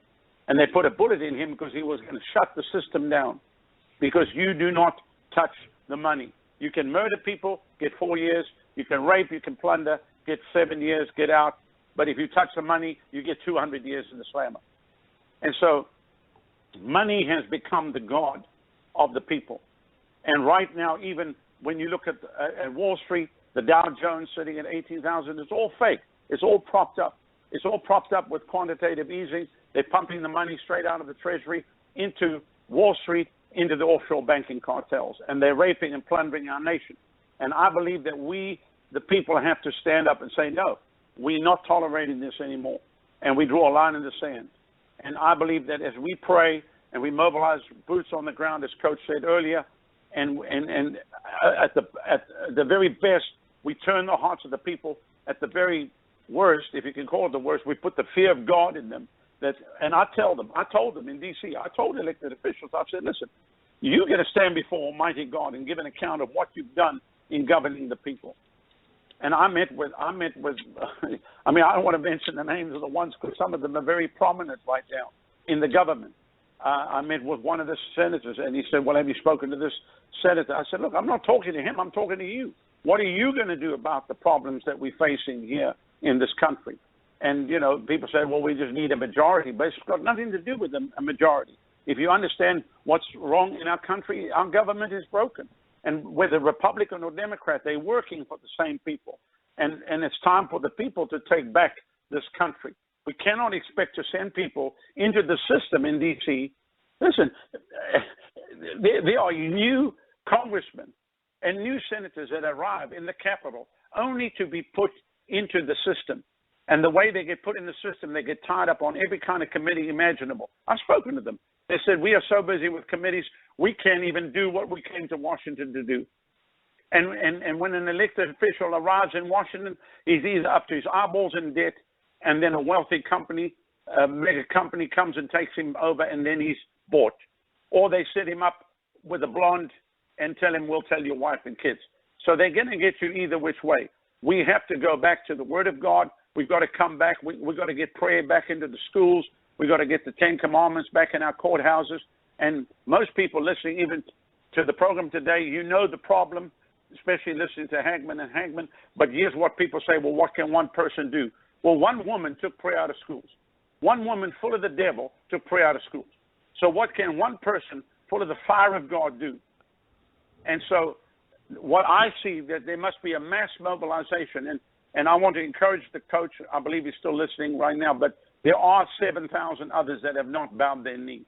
And there are groups, and I believe that these groups are going to come together in what's going to become the perfect storm of another great awakening that's going to shake America from the White House to every house, from sea to shining sea, from Maine to the Keys, to San Diego, to Seattle, across the great state of Alaska, the Hawaiian chain, all the way to the island nation of Guam, even to Puerto Rico, wherever the flag flies.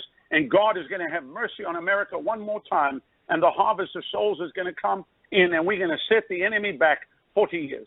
I believe that with all my heart, and that's why I'm here as a missionary to America. And you're not even born of this country. You spent tens of thousands of dollars of your hard-earned money to become a citizen of this country. You didn't hop a fence. You didn't hop a train. You didn't come through the southern border. You weren't granted amnesty. You weren't given handouts.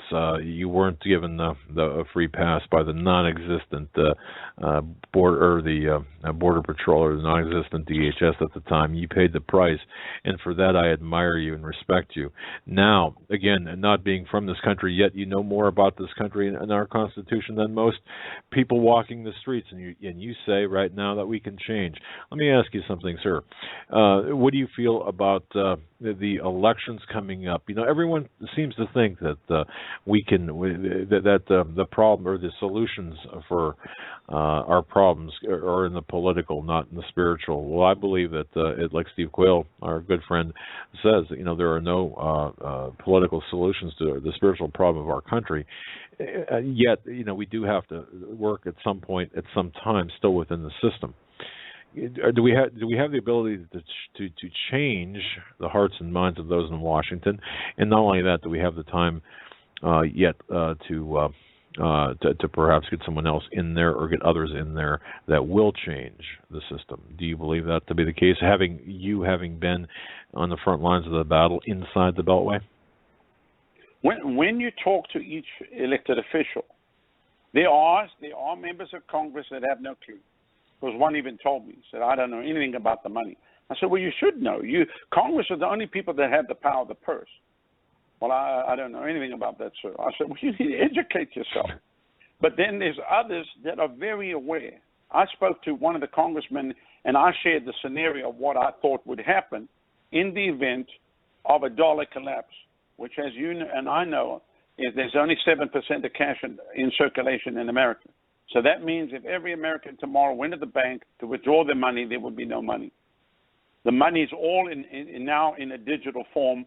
And if you went to the bank tomorrow to draw $20,000, they would ask you, why you want this money? Can we wire it? And it would take them several days to get the $20,000. And even then, you're not really supposed to have over $10,000 in your possession. So if a cop stopped you, you could confiscate it so you could prove where the money come from and what you're doing with it. So on that sense, you can see the noose is tightening very quickly. But in the event, I'm just painting a scenario, in the event of a dollar collapse, what's going to happen is there will be no food in the stores within 12 hours. And we will go to massive riots in the inner city. And this was confirmed to me by several congressmen. I spoke to them all. Some I sat for an hour, we talked. They said they're very concerned. They don't know what to do because the melting pot will be the inner cities of America. And then we will end up going to martial law. So there's several scenarios. That's why we have to pray. What I did was for 15 nights I stood there and I prayed and I issued a restraining order against the enemy and said, you cannot have my country. And we prayed. We said, God, have mercy on America. America deserves, with 3,000 babies every day slaughtered, America deserves judgment. With all of the debauchery, all the filth and the pornography and just everything that's pumped out of Hollywood and all of the plundering of the banks and the greed and the love of money, which is the root of all evil, America deserves judgment. With all of what's happening around the world through what we think we're fighting for democracy, but really we're fighting for the banking cartels to secure the national riches of the different countries. It's got nothing to do with democracy. It has nothing to do with that. As what happened in the case of South Africa, where I'm from, we don't own our diamonds and we don't own our gold. We never did. De Beers owned the diamonds and Anglo-American owned the gold. And that was all secured by a man called Jan Smuts, who actually went to Cambridge, was going to fall out of Cambridge, didn't have the money. A wealthy man took him under his wing. They sent him to Kimberley to secure the diamond field for De Beers. Then he went to the Transvaal, pretended to fight the British, and he actually served them the gold fields to Anglo-American, and basically wrote the charter for the League of Nations, which has now become the United Nations, and was second in line that if something had happened to Churchill, he would have become Prime Minister of the United Kingdom. So we're sitting with a situation whereby there's a system that's in place. It did not come with the Obama administration. It did not come with the previous one. This thing's been around for a long, long time. The plan to destroy America has been around for a long, long time. I mean, as a South African, as a young man, as a teenager, I knew already, because we were up against communist Russia coming in. We were up against Russian limpet mines, hand grenades, AK-47s. They were taking our African people, taking them to Czechoslovakia. They were training them to be freedom fighters. And, of course, they used the trouble between black and white to stir up the whole thing. So that's what the ANC was all about, and that's why Mandela ended up in prison, because they had plots to blow up the government. I understand the laws of apartheid were evil, but so was the system of communism that was coming in to our country. So our men were dying on the borders of Angola, giving their life to fight for so-called freedom, but really it was nothing more than the bankers controlling everything, because then they could, in actual fact, De Beers Diamond Company funded the war in Angola, put 1 million landmines in there to stop the diamonds from coming out of Angola, because you could pick the diamonds up on the beach. They are so plentiful. So there's a lot of stuff done where people think these people are uprising against them, but they don't understand that people are actually funding this so to create the diversion so they can come in and steal the national resource, the national treasures.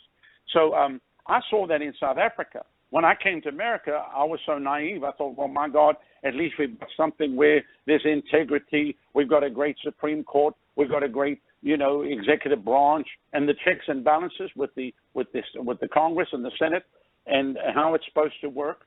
And then when I had a rude awakening, you talk about a great awakening. I had a rude awakening when I found out how it actually works. It's the money system controls everything, because the old saying of he who pays the piper calls the tune. So when people come and they have a motive to do something, who paid you? Why are you here? What's your motive and intent? And so it started with the original, Lucifer, who said, I will exalt myself above the throne of God. 5 times he said, I will. And God said, you'll be brought down to nothing. But the Bible says, Ezekiel 28 says, you're the anointed cherub that covered. Every precious stone was your covering. The sardis, the topaz, the diamond, the beryl, the onyx. You were perfect in every way till iniquity was found in you by the multitude of your merchandise and the iniquity of your traffic. Well, merchandise is to do with trade, and traffic's to do with politics. And we know this when he was thrown out of heaven, he took a third of the angels with him. So you talk about a political deal. Lucifer knew how to do that. And so where he's thrown onto the earth, Adam gives everything over to him. Who's in control of the planet? Through the Luciferian structure of the globe. The trade, the money, and the politics. And those are the 2 areas that the church has told you. You should have no money and you should not be involved in politics. Why? Because that's the devil's territory. But the bottom line is this: aren't we going to rule and reign with Christ? Aren't the kingdoms of this world going to become the kingdoms of our God and of his Christ? Are we, the believers that have lived our life and served him and walked pure before him, are we not going to rule and reign with him? So if we're going to rule and reign with him 1,000 years from now, should we start learning how to govern now? Interesting. Yes, indeed. Yes. So people have a wrong idea. They think the church must just sit and sing on Sundays, and then Monday, Tuesday, Wednesday, Thursday, Friday, Saturday, we just let evil do whatever evil wants to do. And I say no. We stand up and say no. We're not allowing this. We're not allowing this in our schools. We're not allowing this in our universities. We're not allowing this in our cities. And I just think it's all that has to happen for evil to prevail is for good people to do absolutely nothing. Edmund Burke said that. Absolutely. The founding fathers, I mean, they paid a price. Who are we to even call ourselves an American if we're not going to do anything? That's a very good point, and you're totally on board with what Coach is doing. We're on board with what Coach is doing. I think that we need to mobilize the ground forces, so to speak. In addition to the Air Force, we have many members of the Air Force. Again, metaphorically speaking, the prayer warriors. But you know what? We need to stand in the gap. We need to play our position, because we all have. Isn't it true? Don't we all have a position to play? And weren't we all born for a time such as this? I believe this is why we are here. And I believe everyone listening here tonight, you want to do something. You see the way the country is going. Somebody said, well, what can I do? You need to pray and ask God. Say, Lord, what do you want me to do? I'd love to invite you to come to D.C. I want to say to Hagman, come and broadcast from the Capitol. Come into the Congress with me. Come into the Senate with me. And we're going to go from the 1st through the 11th, and really the meeting starts on the 4th of July. It's going to be a great celebration. I hand out copies of the Constitution, and we share the gospel with the elected officials. And there are many congressmen that are going to come every night and give their testimony. I had them come just share their faith in Christ. And then I preach the gospel every night, give an altar call. We had 31,000 people saved when we were there now last year. So this year the focus is going to be the government, and we want to see our government turn their hearts back to God. and but not just privately, I mean publicly, to make a stand. And they just need to know that the people are behind them. So I'd like to invite if you want to go to our website, we have two. One's called revival.com, just www.revival.com. The other one's called celebrateamericadc.com, celebrateamericadc.com.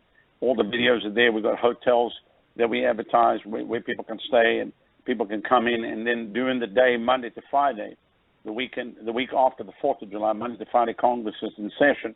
And if they call now, they can book an appointment with their elected official, and they come during the week, Monday to Friday, come in and just meet with their congressman and pray with them and tell them, listen, we are praying for you to do the right thing. And I believe that, if anything, can delay a lot of the stuff that's coming. Obviously, there's outside forces working. We understand what's happening in the former Soviet Union right now. We understand what's happening with the whole Jade Helm military exercise coming up in July. There's a lot of other things happening with the central banks. I understand all of that. But let's just see what we can do. You know, I can't stop the military, but I can sure pray, and I can sure in person, one-on-one, talk to people and challenge them. What we've been doing, I'll just share this with you quickly. We've been asking every person. We asked them two questions. Has anyone ever told you that God loves you and has a great plan for your life? And then if you die today, where would you spend eternity?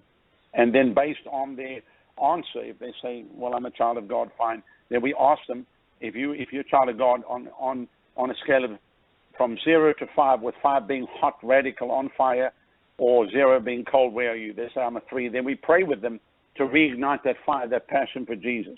If they say to us that, you know, I think I'll go to heaven because I'm a good person, then we tell them what the Bible says. All have sinned and come short of the glory of God. The wages of sin is death, but the gift of God is eternal life through Jesus Christ our Lord. And whosoever calls the name of the Lord shall be saved. And then we say, and you whosoever, aren't you? And most of the time they say yes. And then we say, do you mind if I say a quick prayer for you? We then shake their hand, we pray for them. And while we're praying, we call them by their name after they've introduced themselves to us. And we say, if you'd like to receive the free gift from heaven right now and know exactly where you're going to spend eternity, then pray this prayer out loud with your lips, believe it in your heart. And then we lead them in the prayer, dear Lord Jesus, come into my heart, forgive me my sin. And we lead them through the whole prayer. And when we finish the prayer, we tell them, we train all of our people to do this. We tell them, as a minister of the gospel, and I mean, we've got 5-year-old kids that pray with adults. It's the most amazing thing to see. As a minister of the gospel, I tell you right now, your sins are forgiven you, and don't run from God, run to him. And then we always try to encourage them to plug into a local church where they preach the Bible and to become an active member and to win souls. So that's what we're doing at a grassroots level. And as I said, from the 2nd of January 2011, over 6 million decisions now, as people are reporting. They're coming on our website reporting how many people are being saved. So there's a great harvest that's coming in. Right in the middle of all the negativity, there's a lot of things that God is doing. Wow. Okay, so the initiative that you have is well, the 1st through the 11th of July, Washington, D.C., and Pastor, your websites again, please, for our listening audience. The one for D.C. is called celebrateamericadc.com. Now, somebody say, well, what are you celebrating? There's nothing to celebrate. We're celebrating the Constitution and 1776. That's what we're celebrating. We're not celebrating what's going on now. So we called it Celebrate America, and then the other one's called revival.com. Just www.revival.com, yes. Fantastic. All right. Dr. Ted Brewer and Coach, they're all coming to Washington with me. So we're gonna have a showdown at the OK Corral. I'll tell you what, with that firepower, you know, it's going to be wondrous to see. And of course, you're going to be there. You know, we will be talking independently with both Dr. Brewer and Coach, and working out the logistics, perhaps, of being there ourselves. Because, you know, as I said, you know, it's one thing for us to be here and to be behind the microphone and to be, you know, keyboard and microphone warriors. It's totally separate to be out there and to be on the front lines. And I think that sometimes people get too doggone comfortable behind the mic or behind the keyboard. And you know, we've got to put our feet in front of us. Well, I think it would be great for you. I think it would be great for you to get in and interview some of the Congress people. I think you will be shocked. Because what happens many times when we out here, we think nothing's happening. But when you get in there and you talk to them, you know what they say to me? We don't know what to do. We don't know what. No, they're fighting tooth and nail.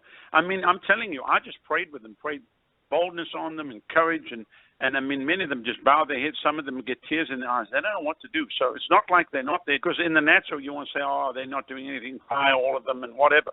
Well, that's not the truth. There are many people in there, they're fighting tooth and nail for freedom. And they are being attacked on every side. They're being lied against. And they're being bullied. They're being bullied by the senior people in the parties. If you don't play along party lines with the Democrat or Republican, they bully you night and day. So it's not what people think.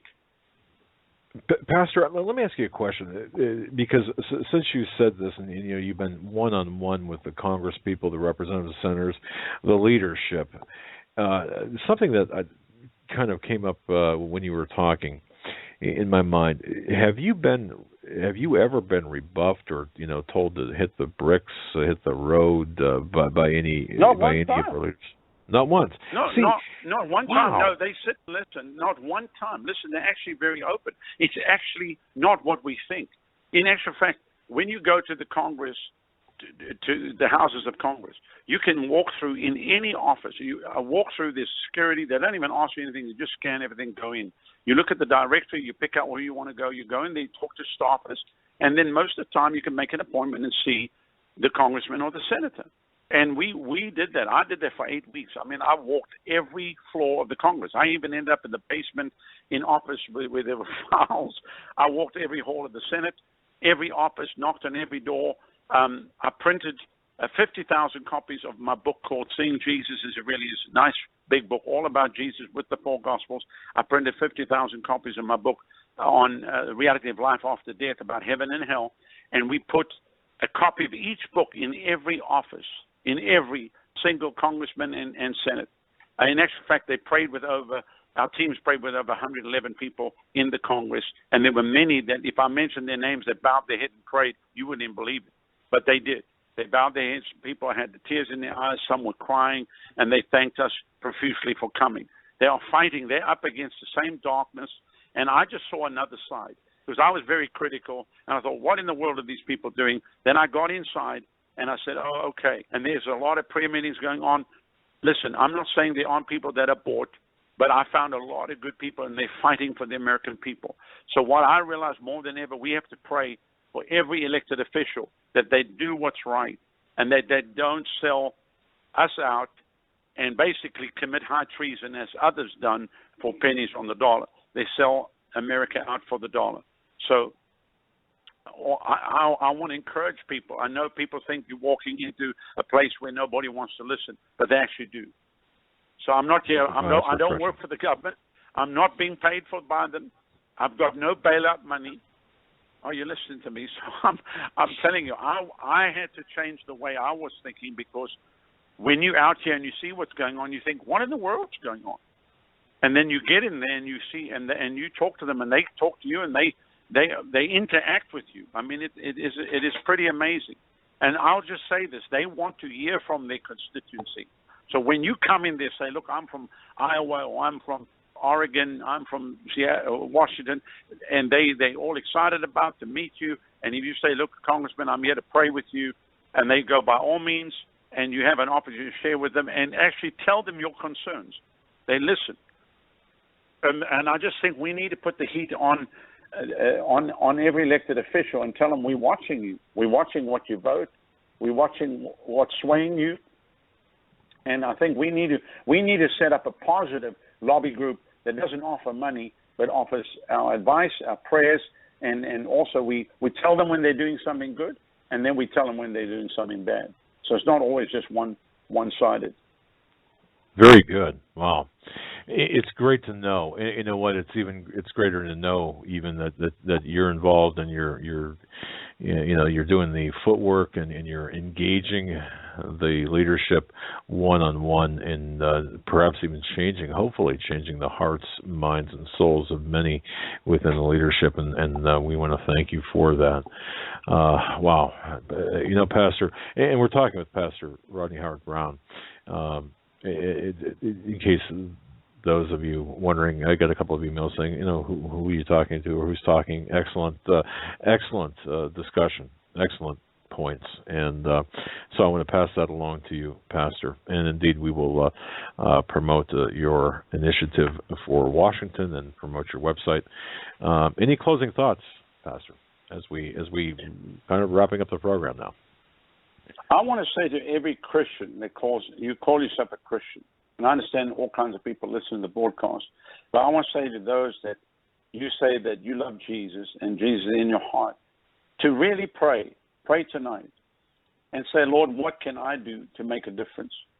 And here's the bottom line. If everybody does something tomorrow, just on a one-on-one basis to influence somebody, to turn the hearts of the people, there's enough believers that it could ignite a fire that would spread across America and set the enemy back, that whatever's been planned. Listen, let me tell you, there's a lot of things that have been stopped. There were things that were supposed to happen last May that I was told from the inside. And I said, that can't happen. They said, you can't stop it. And I tell you what, we put 24-hour prayer from our church for months. And the whole thing stopped. And I asked the people, I said, what happened to that? They said, I don't know, it just fizzled out. Let me tell you, we can stop it. We have the power. We've been given the name of Jesus, and we can pray, and we can implore heaven, and God can have mercy on America one more time, as he has each century. And that's why I felt to go to D.C. We say we're taking J.C. to D.C., and I felt to go in there and to walk the halls of Congress, walk the halls of the Senate. Unfortunately, I'm not able to get into the Supreme Court, very guarded, and we're not able to get into the executive branch. Those two areas are closed. So those are the areas that I would encourage everybody to pray about. And if you're listening tonight and you know situations within there, I've got inside the Pentagon. We pray with people in there. Those are easy. But those two areas like the Supreme Court and the executive branch are very, very guarded right now. So I've really been praying that the Lord would open the door for me to meet President Obama and to pray with him. And that was something that I really wanted to do. I really felt that, and as of yet, that has not happened. We're going to keep pressing on. This is not a 1-year thing. This is going to take the next 20 years to turn this thing around. And it's not going to be a Republican solution. Neither will it be a Democratic solution. It's going to be a body of Christ solution. And so that's what I want to encourage everybody. Ask God what he would have you do. And then if you are able to come and join us in the Capitol and come and help us, let's see the Lord turn the hearts of every congressman and every senator. Let's see their hearts turned around. And at the very most, we'll get the whole government turned around. At the very least, we'll put the fear of God in them where they think twice before they go do something that they're not supposed to do. And I know there are people thinking, well, it's too far gone. We can't turn it. And I will just say this. I prayed. I said to the Lord, Lord, tell me, is this too far gone now? If it's too far gone, it's fine. Then I will back off. And you know what I felt the Lord tell me? No, it's not too far gone. We are right on time. And that's what I want to leave with you, the listener, tonight. Very sober but very uplifting at the same time message. There's hope. And I've always said where there's life, there's hope. There's always hope. And we don't have a crystal ball. We're looking through a glass darkly. And so it's not our place. I don't believe any more than we could happen upon a critically injured person on the street and pronounce that person dead. We don't have that authority to say, well, that person or this country is dead. It's too far gone. We don't have that authority. And I'd much rather leave that authority to someone much more qualified, because where there's life, there's hope, in my view. And you've said so much, and I agree with everything you said tonight. I really do. Yeah, and the bottom line is, the bottom line, God is not dead. God's not dead. Amen. That's right. So God can flick this thing around in 1 hour. God can turn this thing around in 1 hour. Hey, can I throw this out? What if an angel of the Lord appears to Barack Obama tonight, and tomorrow morning he calls a press conference and say, listen, I was heading the wrong way, but last night. God can give people a road to Damascus experience. So we must never, ever put God out of the factor here. Oh, you're right. No, you're absolutely right. Well, God bless you, my friend, and I really, both Joe and I really appreciate your call, and it was an unexpected pleasure, and I thank you so much for being part of our program tonight and calling in, Pastor Rodney Howard-Browne. I'm sorry, tongue-tied as we get into the last lap here. Well, God bless you, my friend. Thank you for what you gentlemen do. Keep up the good work, and it would be wonderful if you did come join us in the Capitol. That would be just great. We are going to be working on that, and we're going to have work on having you come back and spend more time with us, Pastor. We appreciate your time tonight. Okay. And I can set up all the interviews with the different people in the government, so we'll do whatever we can to help you. Well, you know what? I'd love to be able to put a microphone in a lot of these people's faces, and not with malice, but with investigative fervor. How's that? If you formulate the questions and just say, please explain this to me, I just want to know. That's all. That's what I did when I said, please explain to me what's going on. Why are you doing this? Why are you voting for that? And you know what? I think that would be time well spent. It sounds good. We can do that. We will talk off air. We'll be talking with Ted and we'll be talking with Coach, and of course we'll talk with you, and we'll definitely work to make that happen. Awesome. All right. Thank you so much. Thank you, Pastor. God bless you, my friend. God bless you too. Have a great night. You're welcome. Thank you. Well, bye-bye. Bye-bye.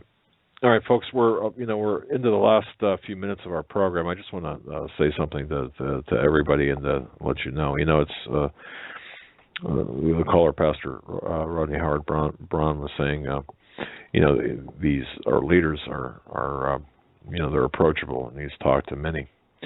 And it's interesting. I have a situation that I'm dealing with right now, and I'm not going to get into the situation, but